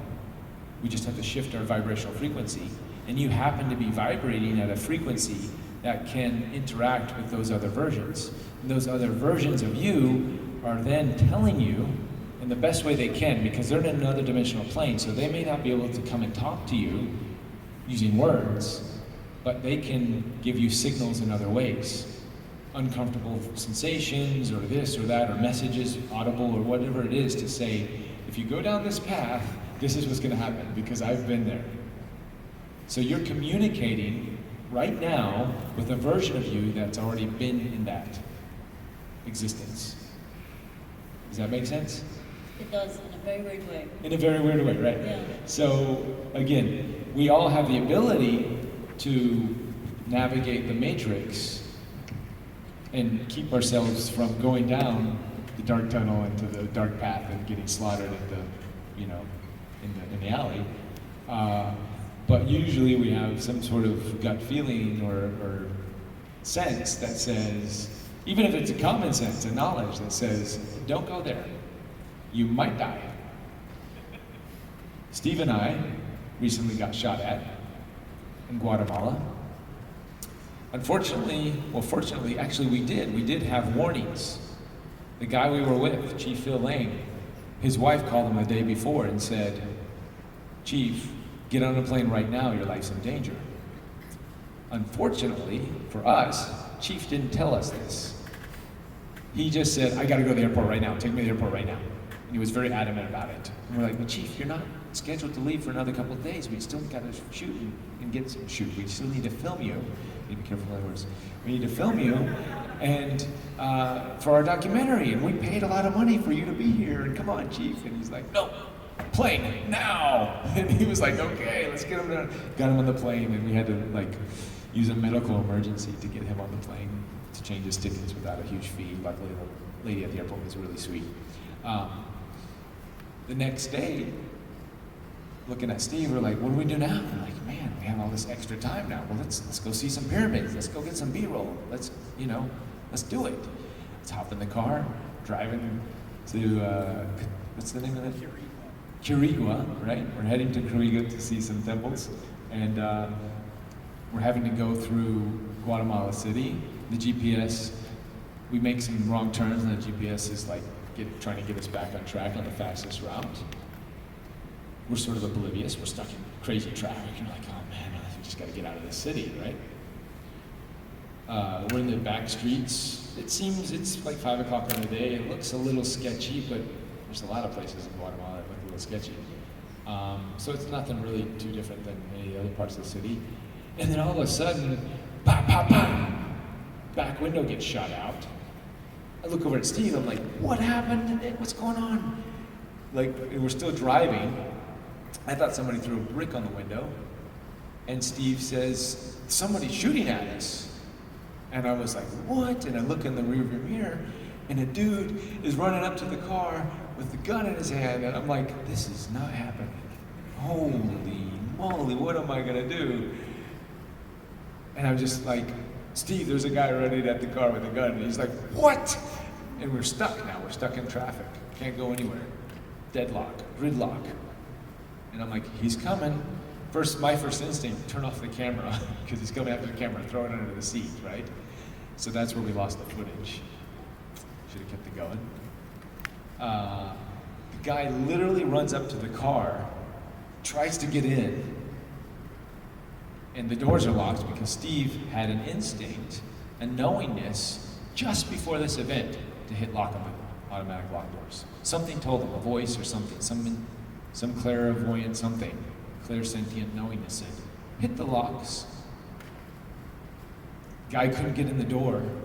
Then all of a sudden the gun comes up, and I'm looking, I thought, okay, he's just gonna try to get in, or he's gonna, we're gonna surrender and then give him our money or whatever. That's just the picture in my head.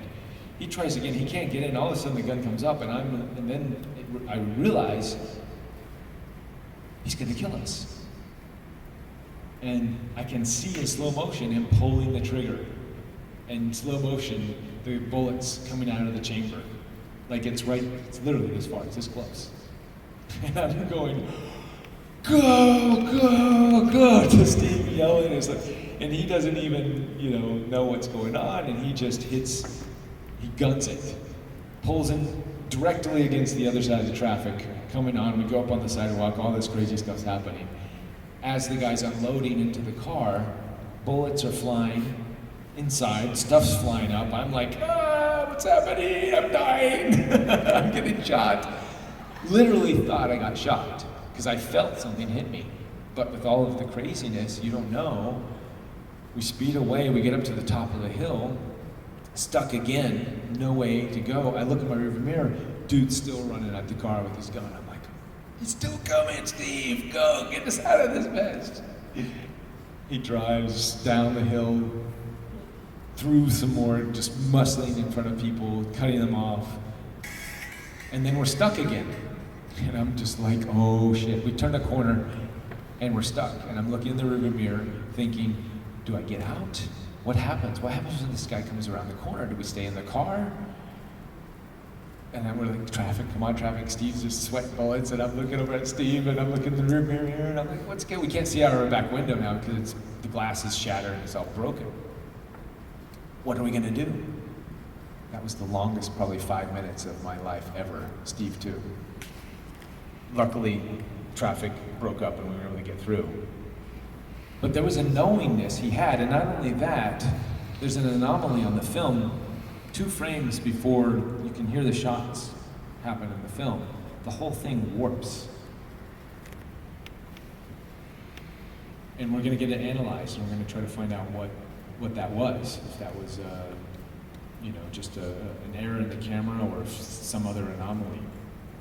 But all the buildings, everything's like something out of the Matrix. And then you hear bam, bam. And then a few moments after that, I turn the camera off. But where am I going with all this? I guess I sidetracked. Extraterrestrials saved us. Yes, it's my and Steve's guess and assumption that there was some sort of divine intervention, because a bullet lodged in the back of my seat. A bullet was 1 inch down, and it hit the window that took the bullet that hit the window. If that was 1 inch higher, it would have went right through the back of my head. So there's something going on here, and that we got out of that without a scratch. And I literally was having visions of another version of me bleeding out, like having blood. I kept checking myself. I kept looking down, like, am I sure I'm not bleeding? Like I literally could see visions of myself with blood leaking out into the car and just having red everywhere. But that version didn't happen. Thank God. Thank all that there is. Thank all of you for being part of the experience to keep me alive. Okay. Little sidetrack tangent there. Hopefully exciting. Reliving it for me is exciting. So I have a little test for everybody to do. I want everybody to close your eyes. Okay? Just for a second. Take a listen. And while you're listening to this, pay attention to your other senses. Not your eyes, but senses, smells, touch, taste, emotions, feelings.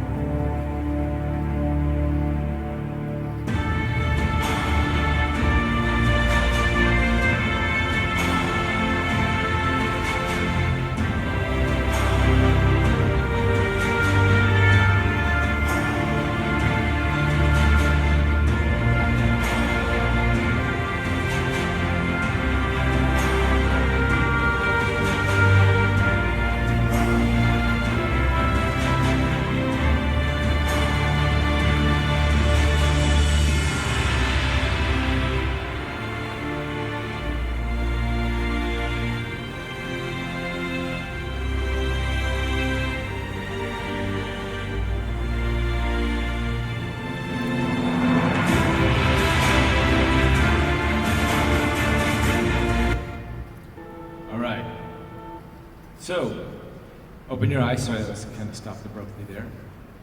Who would like to share what they felt, what they tasted, what they smelled, anything?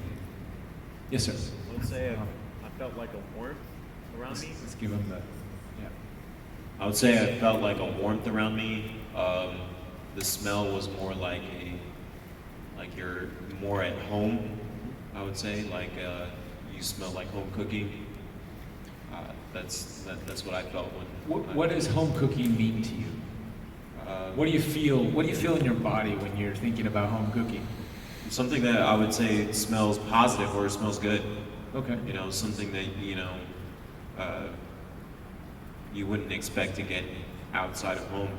What sensations in your body do you feel when you eat your home cooking? Feel great, you know. Yeah. It's good. It tastes good, you know. A little warm fuzzy in the stomach. Yeah, exactly. Okay. Yeah. Maybe your heart might feel a little something. Yeah, I would say so. Yeah. Okay, sweet. Yeah. Cool. Anybody else want to share? And there's no wrong or right answer. This is not a test. We're just sharing. Okay, mine's just probably kind of weird to explain. The way I would think about it is, say like the anime Hunter x Hunter, where you know how the main characters have the ability to use Nin. What I felt and what I could see myself being shrouded with the same like white light, the life energy that they call Nin in the show.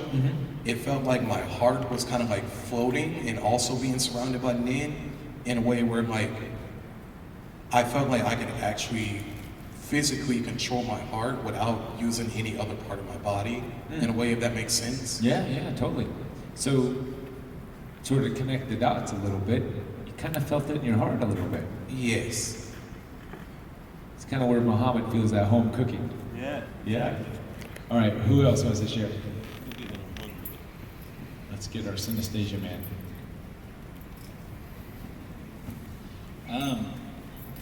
To be honest with you, whenever I ended up hearing it, it kind of had more of a like bittersweet almost sound to it, or feel to it. Yeah. Like kind of you went through some sort of trial and tribulation, and you're just happy that it's over. Like a journey. Yeah. Almost like coming home after a long battle or something like that, right? Yeah. Because that's mostly what it felt. Because on top of that, the colors was mostly like a red and maybe some green. Okay. So I guess it probably helps add in like the image of like a battlefield almost, and you're just you're happy because you made it to this point. At the same time, you know that you have something that, or other things that you're going to have to face as well. Right. So you said, because you see colors, so you said red and green. So red is sort of that lower stomach area down there, which Muhammad feels when he eats that home cooking. Yeah. And then that green is also that good feeling heart-centeredness that he also feels when he eats that home cooking. I may be hungry. You may be hungry. But are you seeing the correlation here, guys, between this? It doesn't necessarily, we all have different languages for these, for the way we perceive our reality, but there's a correlation in how we feel things in our bodies, and also to these light spectrums, to sound and music. Who else wants to share? Yep. Let's get the microphone on. I seem to get a lot of sensations of like flight and open expanses, and yeah, definitely like a lifting in the chest, like roller coaster kind of sensation. Yeah, expansive landscapes, a lot of green and blue, like open spaces and things like that. Cool. But also, so again, you're sort of matching up to, sorry, what was your name again? Thomas. Thomas is talking about going on a journey, an adventure, which usually is expansive. Like, we don't know where we're going, but we're going to go into the woods and see what happens, and it's going to, wherever it's going to go, you know, it's going to be expansive. Usually that's the idea of a journey. These are stories that we tell that correlate with these points in our bodies. One more, right behind you.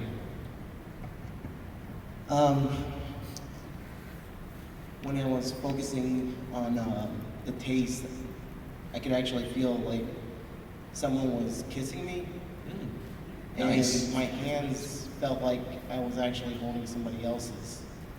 So a feeling of connectedness. Yeah. So bonding, maybe. Again, when we go on a journey, usually you go on a journey with some friends, right? You're taking somebody with you. Especially like an epic adventure, right? You never go on an epic adventure alone. It's always with, you know, your buddies, right? And maybe the princess, right? To give you a little kiss when you're done. All right, one more wants to share in the back. Pass it on.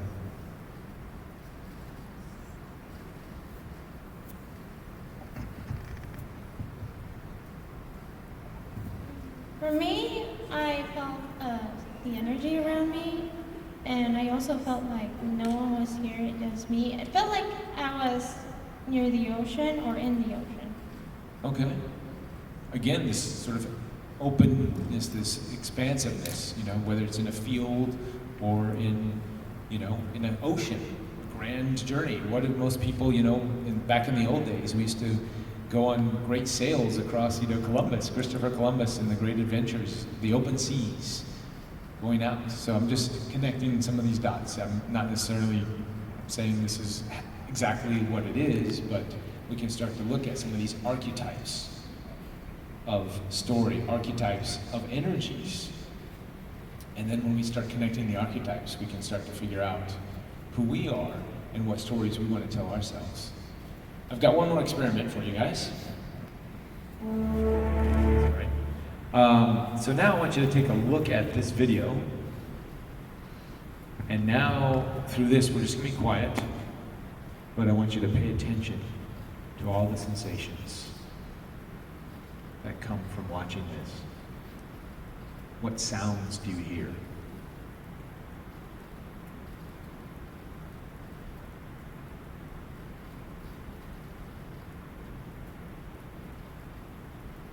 If there was a soundtrack to this, what would it sound like?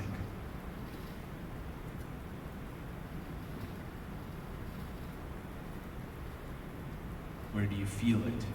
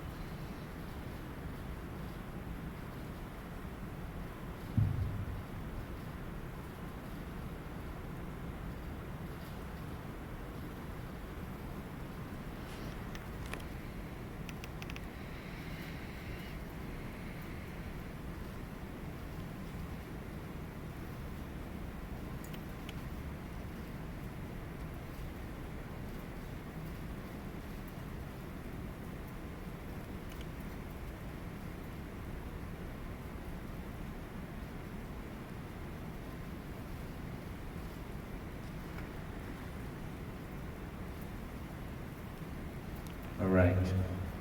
So that was from the volcano in Hawaii last year. The goddess Pele is sort of what they termed this volcano energy, the natives there. I was lucky enough to have been in Hawaii at the time, and that's drone footage that I got. But let's share what kind of sensations, feelings, sounds, all the way in the back. Can we get a microphone to them? Thank you.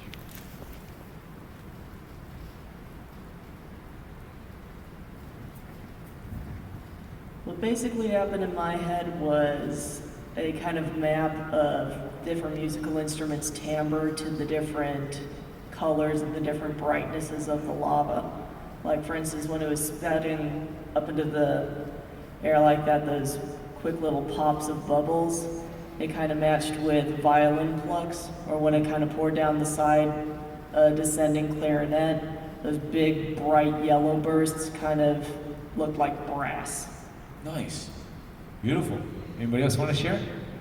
Yes. Here comes the mic. Okay, for me it's like metaphors. Oh, that's good. I can. Metaphors. What kind of metaphors? Like when you go in your life, like a very difficult time, like a dark time, that there's no music. It's just, for me, it's like experiencing pain when you're all those, I don't know. So going through a dark journey, a dark period in your life, like maybe. Painful time. The painful times. Yeah, for sure. Cool. No, thank you. Anybody else? Mohammed? Oh, let's go in the back here, please. Can somebody take the back over there? Sorry.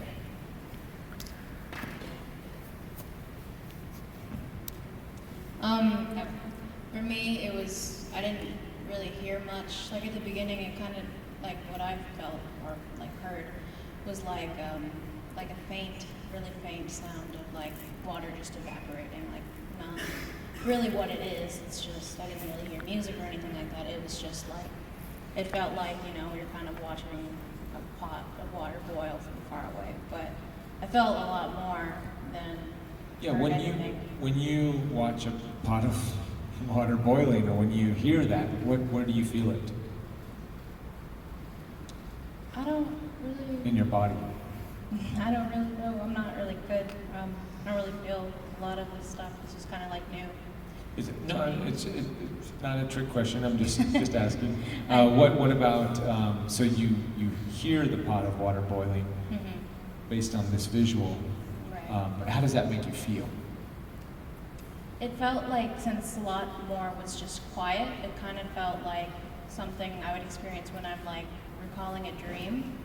Okay. Like, you know, you can see it in the dream, but if you don't really have a reference point of what it sounds like I don't, you kind of just have to like make it up, or it's like you don't really remember it, or you just remember like visuals and like, oh, this was happening, but I can't really tell you what it sounded like or anything like that. And Yeah, sure. So almost the emotion of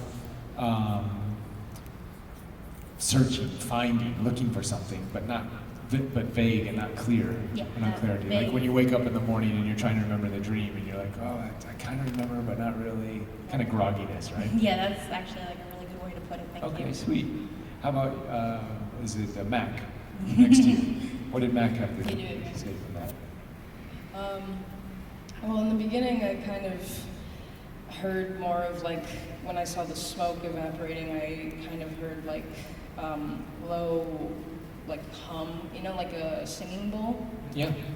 Kind of like that in a sense. And the lava, when I saw the lava, it kind of transitioned into like bubbling almost, like I could hear the lava bubbling itself.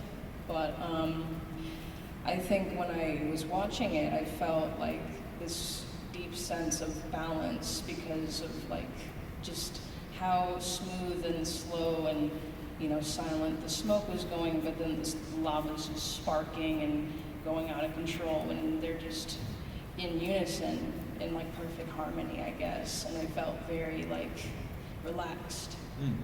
If you had to put that in your body, that feeling of relax, would it be shoulders or something like that, or where would you feel it?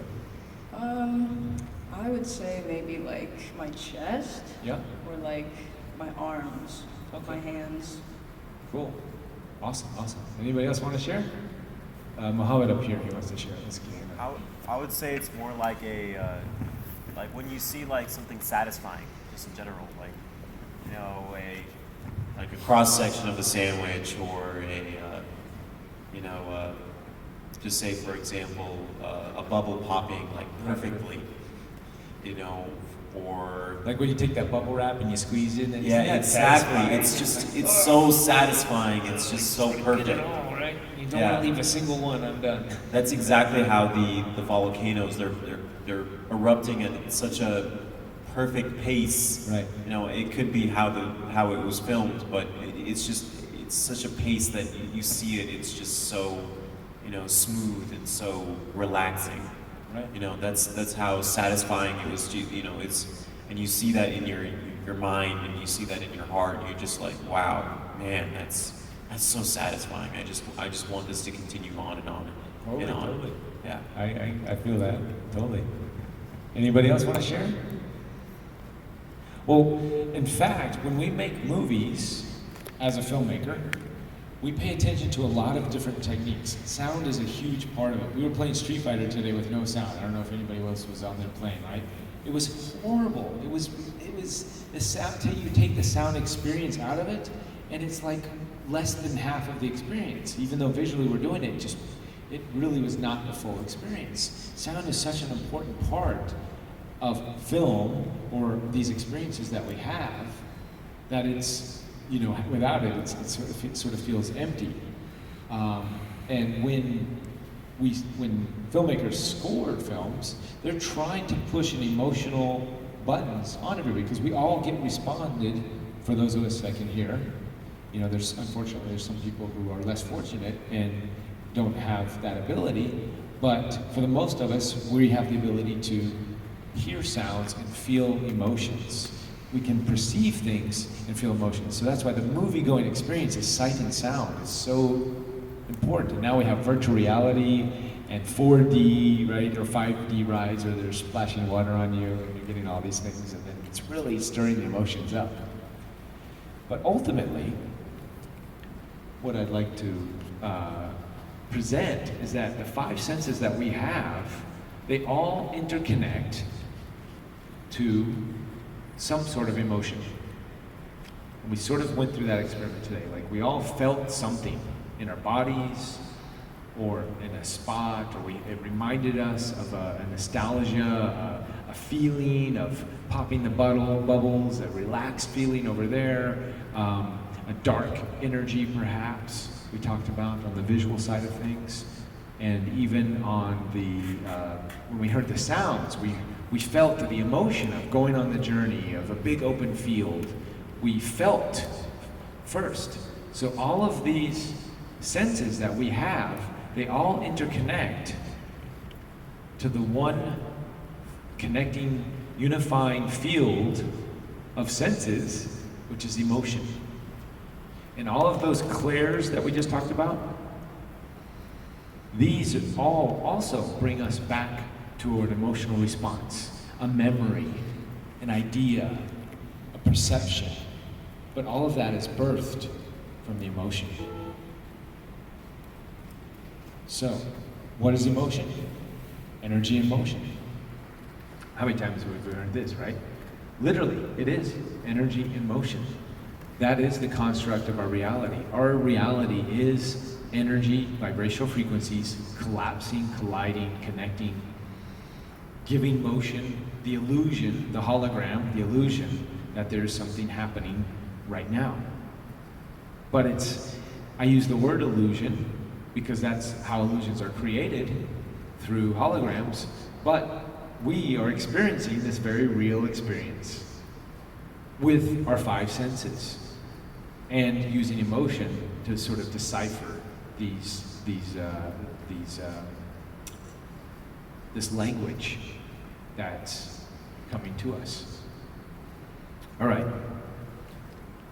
So now we get to create a reality. And I mentioned this at the very beginning. With beliefs, thoughts, and emotions, this truly is the foundation of our reality.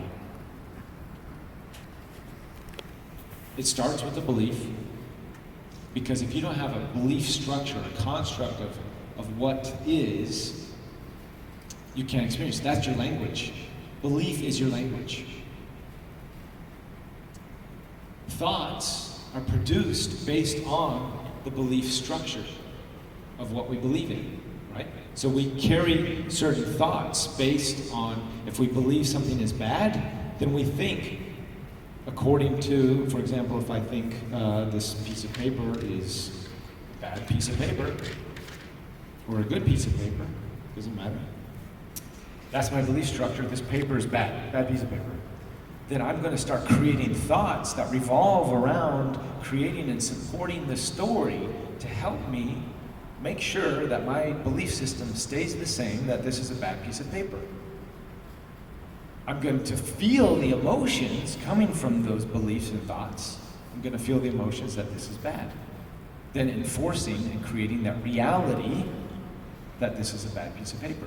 So in my reality, this is a bad piece of paper.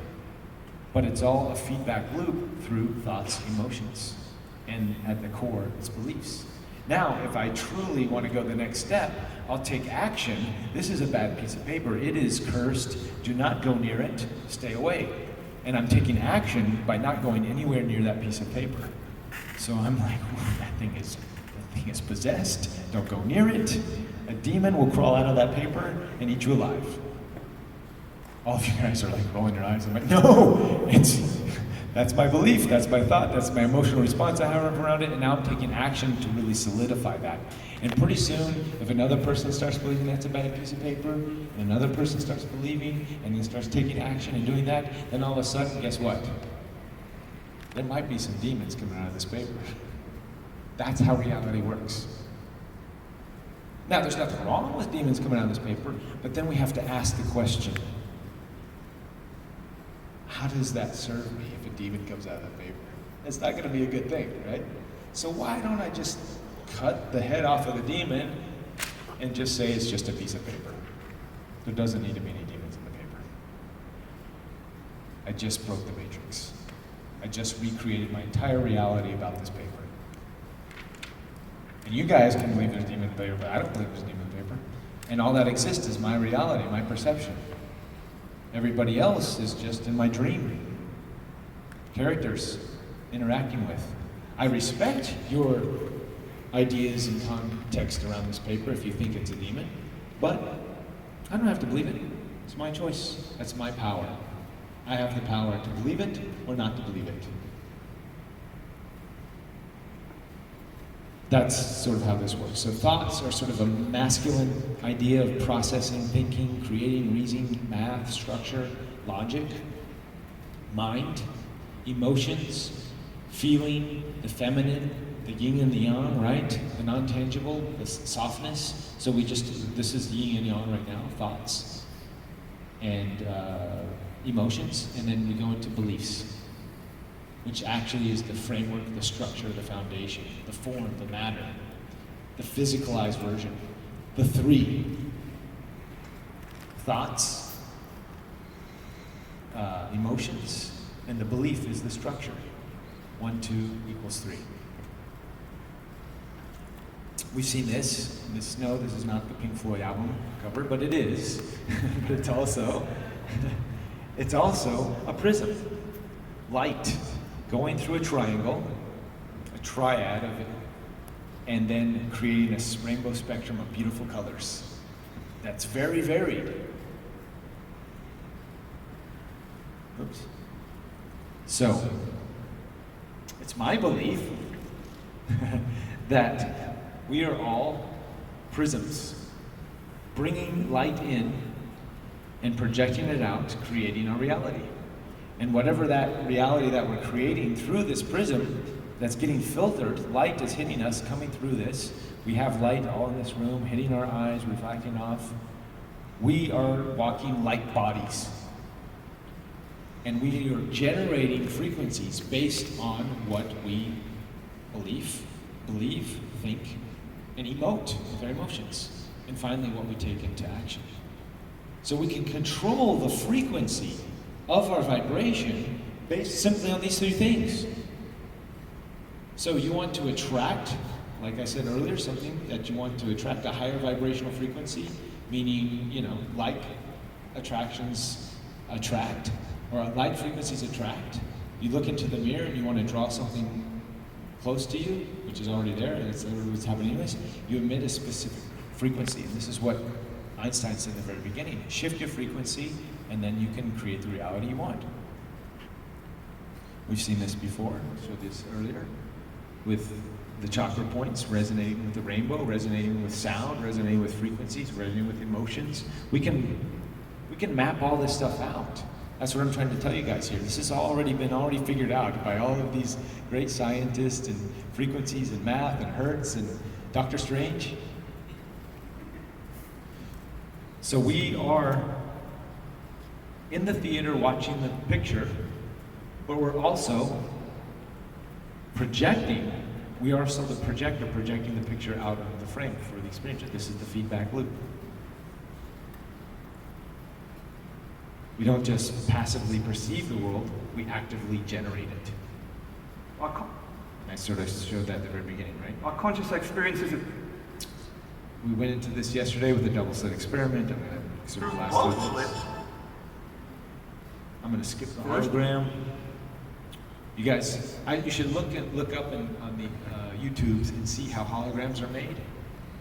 Because to understand that, you can sort of understand the energy and how all the data is contained in, say, an apple, and if you take the apple and you break it up into a lot of different pieces, and you have fractalized versions of the apple, it still contains all of the data of the apple. You can clone an apple from just one piece of the apple. We humans have DNA, where we can take one sliver of DNA and clone ourselves. Like I said, our reality is still unique to us, so we can clone a carbon copy in the physical sense, but then the experiences that it has, it's going to be a very different version of what we are. But it still has a lot of the same similarities if we have similar DNA, and we can see this in traits and family members and all this stuff. So, never hurts to show that again. Never hurts to show that again. Oops. So I'm going to skip through that one. I think I'm on repeat here, stuck in the matrix. Okay, so you want to be present. Why? Because you always get awarded with presence. Presence, perfect time. It's a gift from the universe. A present. Be present.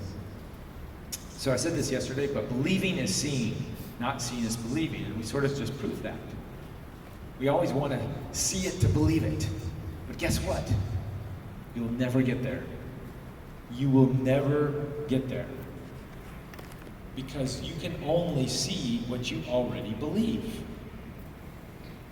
And I know I had an ET experience where I saw these ships in the sky, but I kind of believed in them. I was working on the movie Avatar. So even though I didn't consciously believe in them at the time, I had enough in my DNA and in my structure of reality that it wasn't a far stretch for me. So when I saw them, yes, I believe them for sure. But I kind of believed it before it happened. And that's kind of how reality works. You kind of have to have a context, a language. You have to allow it. You have to surrender for these things to happen. So many people want to be told what to do, or told this is the way it is. But it's not how it works. If you want to do that, you're never going to go anywhere. You're going to be stuck waiting for people to tell you how it is, and you're just going to be like, not moving anywhere.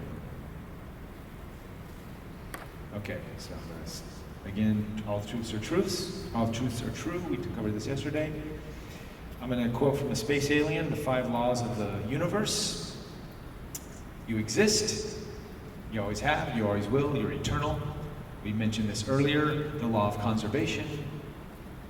You cannot destroy matter. You can only change its form. You guys have all heard this. So you're unique selves. You are the drop in the ocean. You will always be that. You can't take that away. You can never take your experience away from you. You are unique to this universe. Always will be. You may transform your consciousness, your form, into another physical reality, like water can be turned into ice or go into steam, but it's still the same water particulates, just in a different form. So if all you guys are afraid of death, guess what? It's impossible. Death is simply the shifting from this reality to another. But physics tells us that death is impossible. So we can stop fearing it. Everything is here and now. We talked about this. The future doesn't exist. The past doesn't exist. These are concepts. These are ideas. We think the past exists, but we think it right now. We think the future exists right now. All you can really do is be here now. The one is the all is the one. The paradox, you are the drop of the ocean, and you are the ocean. You're both. And they're interconnected, and one can't be without the other. What you put out is what you get back. The frequencies that you emit are going to attract like frequencies. Everything is a mirror. If you look into the mirror and you want that image in the mirror to smile, the only way it's going to smile is if you smile first. Right? So what you put out is what you get back. You put out a nice smile into the world, and the smile comes back to you in many forms and ways. Everything changes except for the first 4 laws. So that's it. This is the laws of the universe. When you understand that, you can navigate it a little bit easier. So excitement is the thread to follow. Here is the tools. You ready for the biggest cheat code out of all of this? Follow your passion. That's it. That's simple. How many here are actually following their passion, doing what they love? You got one guy in the back. Godzilla over here. Mac back there seems to be having a good time with things. The cheat codes of how to attract what you love and want to do and all this stuff, it's a good framework to have all this information that I just told you about vibrational frequency and all this stuff. But ultimately, how do you get there? Simple. You follow your passion. You do what you love to the best of your ability in the now moment. Because all that exists right now, we don't need to think about the future. Oh, I'll follow my passion next week. Next week doesn't exist. How can you follow your passion next week? Forget about it. What can you do right now?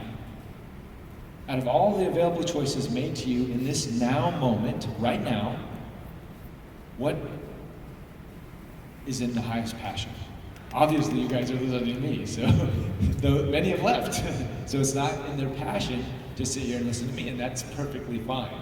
I want everybody to follow their passion, and if they have to follow their passion by exiting and going next door to the hentai room, perfect.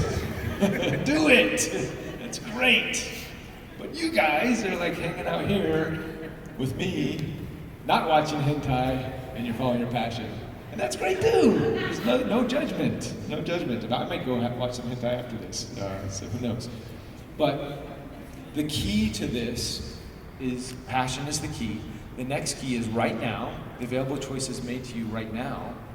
And now just happened. So we get a new set of choices right now. And then a new set of choices right now, and a new set of choices. So we're constantly being given a new deck of cards to play with. Always. It's happening over and over and over again. So be aware of that, and again, be here now, look at those choices, pick the one that excites you the most, do it with integrity. What does that mean? That means we're not alone in this planet. We're not alone in this convention. We're not alone in our day-to-day lives. We're always interacting with people, friends, family. Some of us may be more reclusive and, playing video games at home and not going out, but that's okay. But you yourself, the physical being you, is a important key to this too. So use integrity when you play your video games. Get some sleep, eat healthy, go work out every now and then, so you can continue to play video games. Because if you're not out of integrity with yourself and others, you're not going to be able to follow your passion. And sometimes some of these things are presented to us right now really quickly. So we're like, oh, I've got a choice right here. Oh, but I might be stepping on that guy's toes, or I might be hurting my mom's feelings, or I might be, doing something that my boss won't really like. But I really want it. I really want it. I really want it. Do I do that? Well, you can, but there's consequences to actions. Right? What you put out is what you get back. So if you put out some out of integrity action, knowingly, right? Sometimes we act out of integrity not knowing it. And we get kicked in the butt for that, that's okay. But knowingly lying to your mother so you can go to anime Matsuri in the hentai room. Right? Knowingly doing that, that's a little bit out of integrity to lie to mom, right? So how can I follow my passion without lying? Maybe I can say, Mom, I'm really into hentai. I'm sorry. Please don't hate me.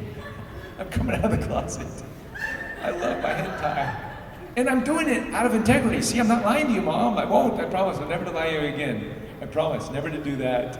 And I'm responsible. I'm taking care of myself. I'm eating healthy. And I may do other things with the hentai, but we don't talk about that. It's healthy. It's fine. It's okay. You don't have to go there. I'm just saying.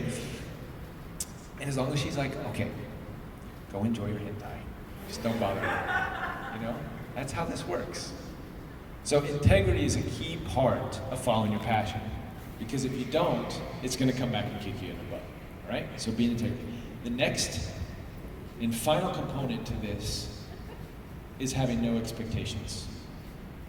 So when I go watch my hentai, I have to just watch my hentai. I can't expect I'm going to get anything out of it, right? When you add expectations to anything in life, you're setting yourself up. You're setting yourself up for failure, basically. How many times have you heard that?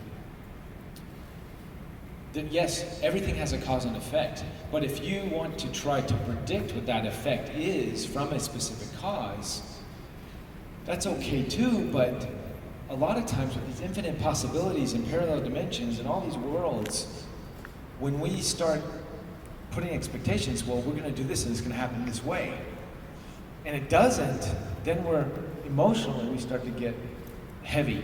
We start to get coming down on ourselves. Well, it's supposed to happen this way, and it's your fault or my fault or his fault or that fault.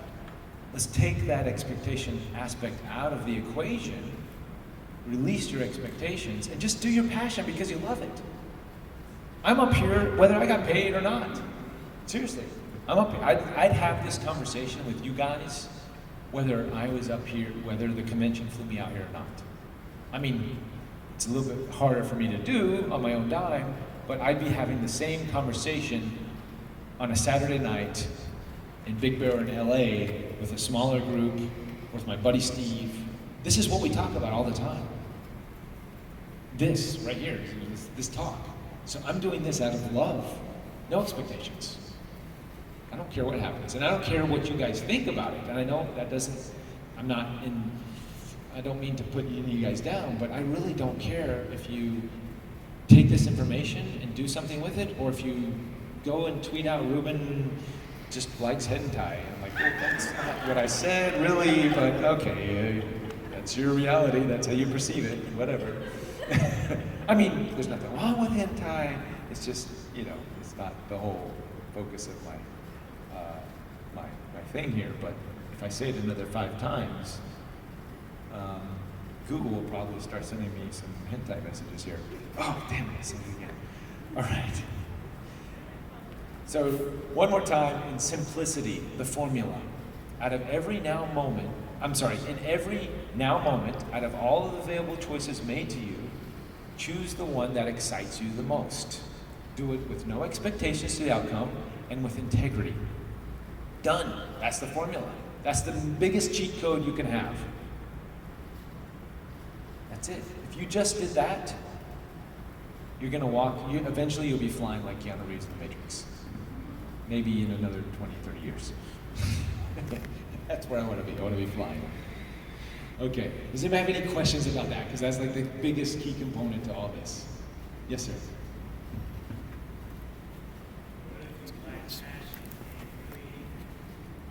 Good question. Okay, the question I think is, what if you lack passion in anything? Again, don't think too much. Right now, you're here. You're having a conversation. You're listening to this conversation with me. You're having a conversation with me. Is this not exciting? Oh yeah, it is. Yeah. But that's it. What I'm trying to say is that there's some people out there that really have no actual passion to do anything. Maybe it's they get bored of things really quickly, so they find it hard to connect with something, to go about how you could do this for hours for free, right? Just out of pure love of doing something. Well, I think just me being up here, and obviously my other work with Devil May Cry and my other stuff, because I love what I do, is a testament to show you guys that, have you ever heard that phrase, be the shining light you want to see in others? Gandhi, I think, said that. That's all you have to do. So, and I know this sounds insensitive, but you don't have to worry about anybody else. It's true. You just focus on you. And if you do what you love, by osmosis, other people are going to pick up on that. And they're like, something, that dude is like doing something. He's something about that dude. And then he's like always just things flow for that person. And they're just doing it. What I want some of that. And they may come up to you. They may be friends or family, and they say, what do you do?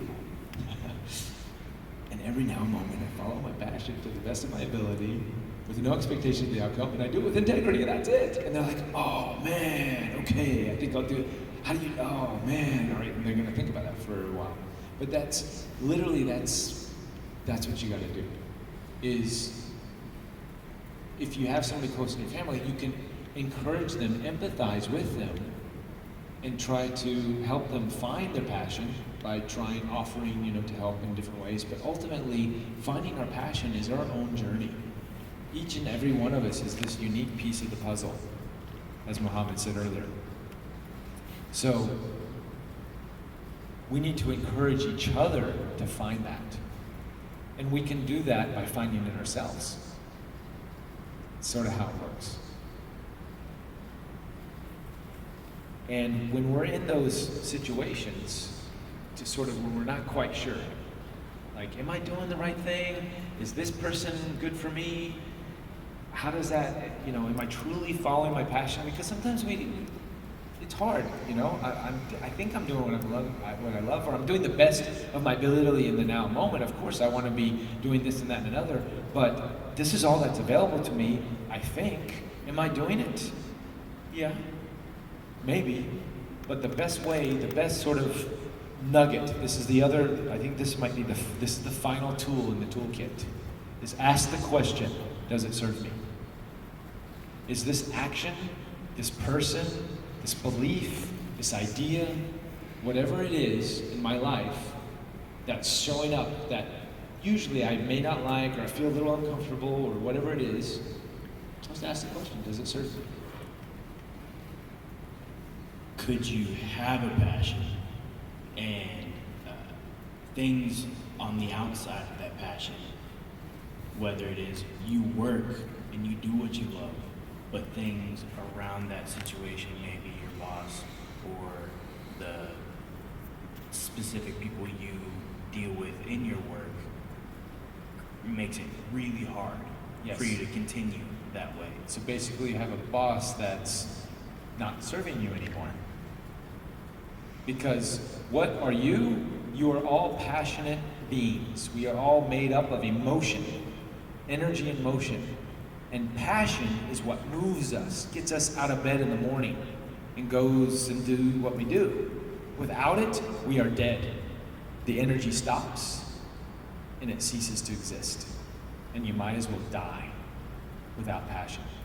So passion is the life force that gets the energy and movement. And if you have a boss that's not supporting your passion, get rid of that boss. I'm not saying go and get a shotgun and go take him out. That's not, no, this is the misconception. What I'm saying is he doesn't serve you. So you have the power to make choices in your life to shift, to get away from the boss. You know, quit your job. Oh, but wait, is that out of integrity? Is that my highest excitement to quit my job? Well, my boss is an asshole. I don't really like him, but he's really keeping me back from following my passion. Well, let's see. What can I do in my passion that can still pay the bills? And this is the juggling act. This is why, yes, the formula is super simple, but executing this is not simple at all. I have to be honest. It's taken me a long time, and I'm still doing it every day to try to execute this stuff. The integrity part is the biggest key. Because, yeah, you could quit your job, but you might be out of a job and not have money to pay for your kids or your family or your friends or whatever, to go out and do the things you truly enjoy. So I'm not saying go get rid of your boss right away or go kick under the nuts or anything like that. It's like, how do I use integrity in the situation that you're already in to start to distance yourself from your boss because he's no longer serving you. The job serves you, but maybe the boss doesn't. So juggling that and finding until you can find a new job. But asking the question it puts you in the power position. So now you're not blaming your boss for keeping you from following your passion. Does my boss serve me? Asking the question, does my boss serve me in helping me get to what I want to do? Helping me explore my passion? No? Okay. Then no thank you, boss. I don't need you in my life. Done. That easy. You can walk away from that job right now. And now you're no longer blaming the boss for all your problems.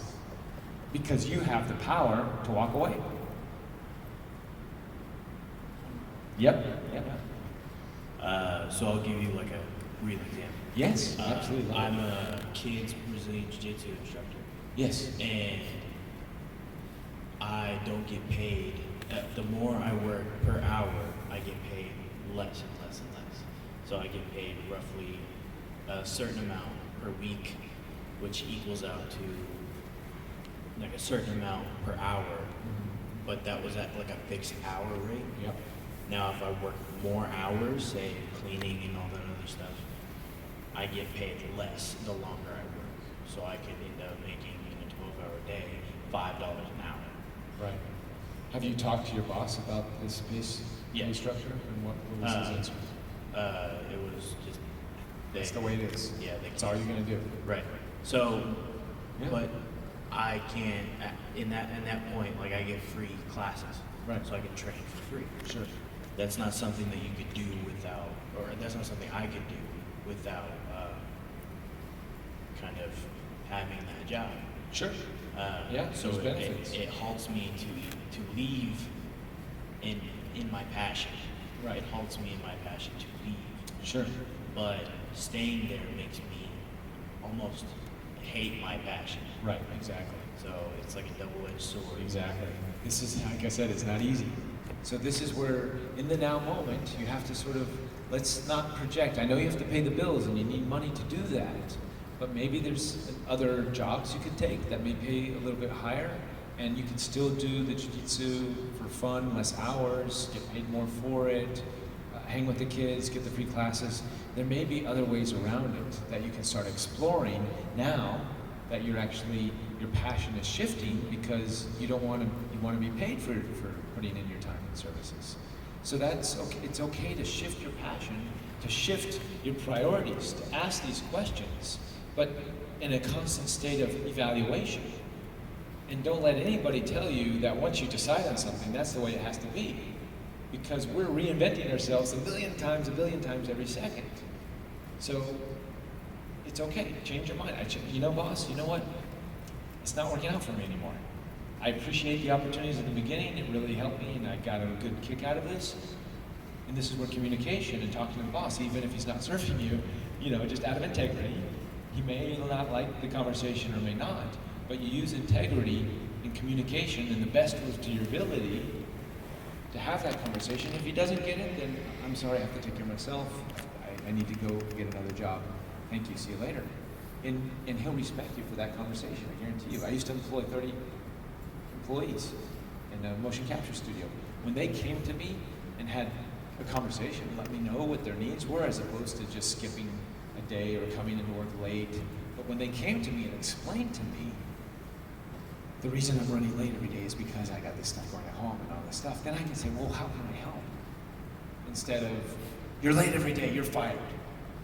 If it's a good boss, he'll be like, oh, you know what?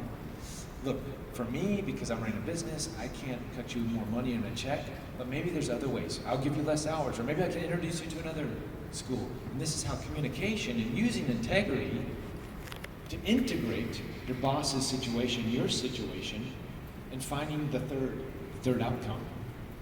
It's no longer 1 + 1 = 2. It's my way or the highway. No, let's integrate it and find the combination where we can all work together. I think another real world example is we got dishes at home. Everybody has dishes, right? Who hates doing the dishes?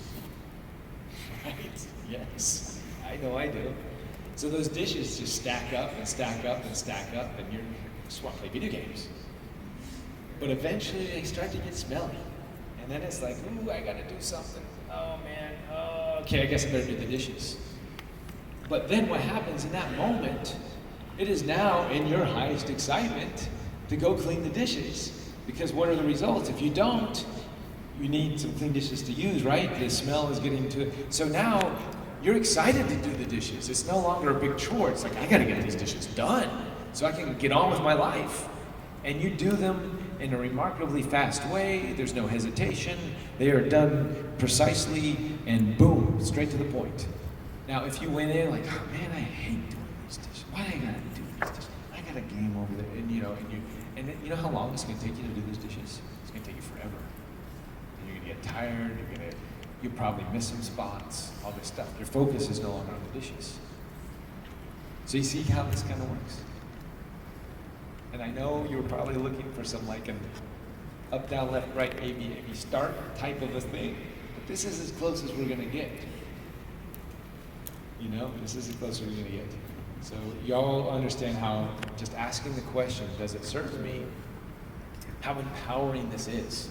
Because you have the power to choose what you want to do. And you're no longer blaming your boss for all your problems, for keeping you from following your passion.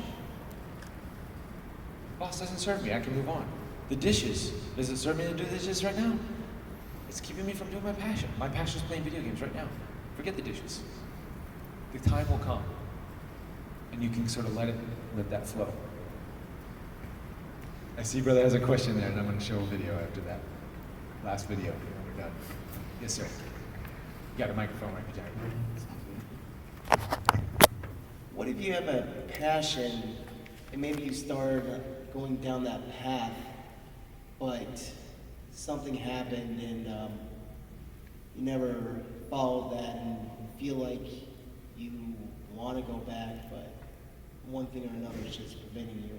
Then you have to shift the passion. So the universe, this is my belief, is the universe, if we're all pieces of the puzzle, the universe wants to put this puzzle together. It's orchestrated. We are unique beings, just like in Mother Nature, that everything works in a cohesive ecosystem. And when we know this about the stories, when you take the wolves out of Yosemite, then the deer population, and then the whole ecosystem just goes to crap, right? Everything has a unique purpose. And us humans try to meddle with all these purposes in nature, right? But we are nature beings. We are creations from nature. From Mother Nature, from God, whatever label you want to put it. We are part of all that there is. So we each hold a key to the puzzle. So if you're getting resistance, if you're following your passion and you're getting resistance from the universe, from your experiences, and something's happening there, that's a time to say, okay, stop. Does it serve me to keep continuing with my old passion? Or I'm just going to get more resistance. Do I have to act out of integrity with somebody? And when that starts to happen, then you're like, okay, maybe I need to shift. The universe is obviously telling me. But there's some people that no matter what the odds, Wim Hof, no matter what, even no matter what, how cold it is, I'm still going to go into the cold. I'm not hurting anybody. This is just me. I'm going to do it. I'm not going to stop. I'm going to keep doing it. I'm going to keep doing it. And eventually he has a breakthrough. And he can stay in ice for almost 2 hours. So there's case by case. You can go against the grain if you want and have a self-discovery. That's part of the journey, going on and trying something different that's outside of the normal. But I say that's, again, another balancing act. See what the universe is delivering you. And usually what the universe is giving to you is a true representation of what your passion is. Usually, when you're in alignment with integrity and no expectations, as well as following your passion, you're going to naturally navigate, and things are just going to happen like clockwork. Synchronicities are going to start to happen. Because that's what's happening. These synchronicities are harmonics, are audible frequencies at different octaves happening in their doorways to parallel realities that start to merge. And I think creation's, this is my belief, is that creation's goal is to remember, to come together and unionize so we can truly figure out the bigger piece of the puzzle and know that we are all interconnected and see the big picture and see the beauty of that.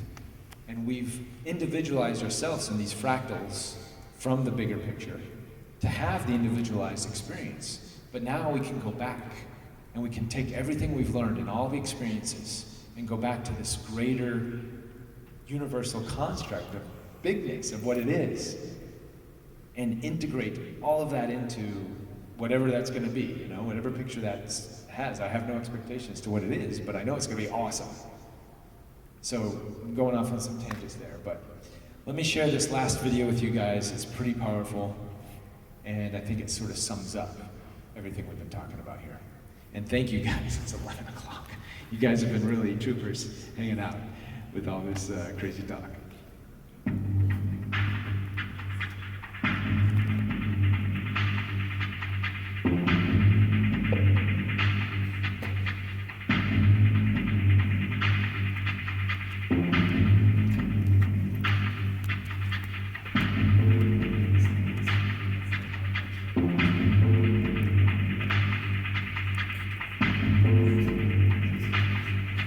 Know that you are the fabric and the essence of the galactic energy.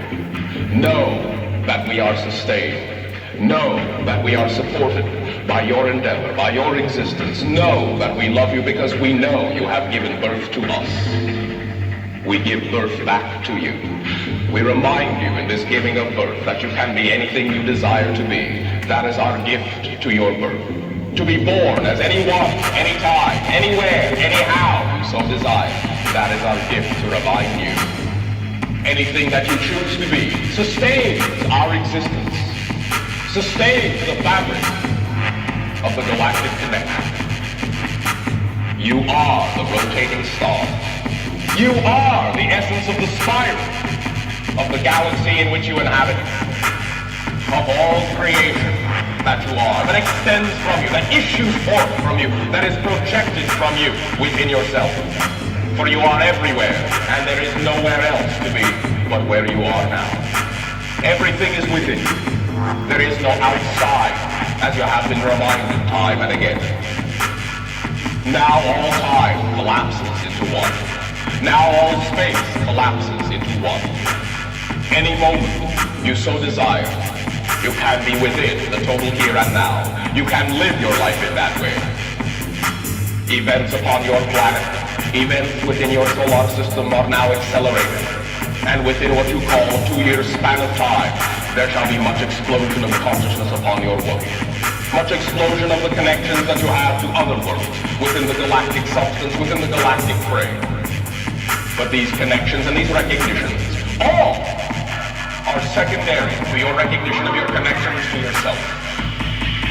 Recognitions of the connections of yourself to the infinite. Of yourself as the infinite. For you are the infinite. Even as we are the infinite in our own way, you are the infinite in your own way, and we treasure you and cherish you. Wave after wave of love always is pulsing. Feel the spinning of the galaxy in your heart and in your mind and in your soul. It is a deep and rumbling sound. A deep and thorough sound. A deep and stirring sound. Allow it to bubble forth. Allow it to bring forth the understanding of your self-honesty, your self-clarity, your insight and inspiration. For you are all of these as well. We remind you of these things that you do not need to be reminded of, simply because that is the way you have chosen. But now, put them into action. Put them into life. Be more than just the word. Be the thing, be the idea, be the deed, clam and honest as a deed. Feel in the beating of your heart that it keeps pace with the rhythm and the pulse of the spinning of all the galaxies, of the fabric of existence itself, of the universal heart of infinite creation. For you all beat within that heart, and not a one of you is outside the heart of all that is. You are the blood and the life force of God itself. It is your force and your life as well. You are it, and it is you. Out of your dreams, be born. Out of your heart, be alive. Out of your soul, be light. For you are nothing else.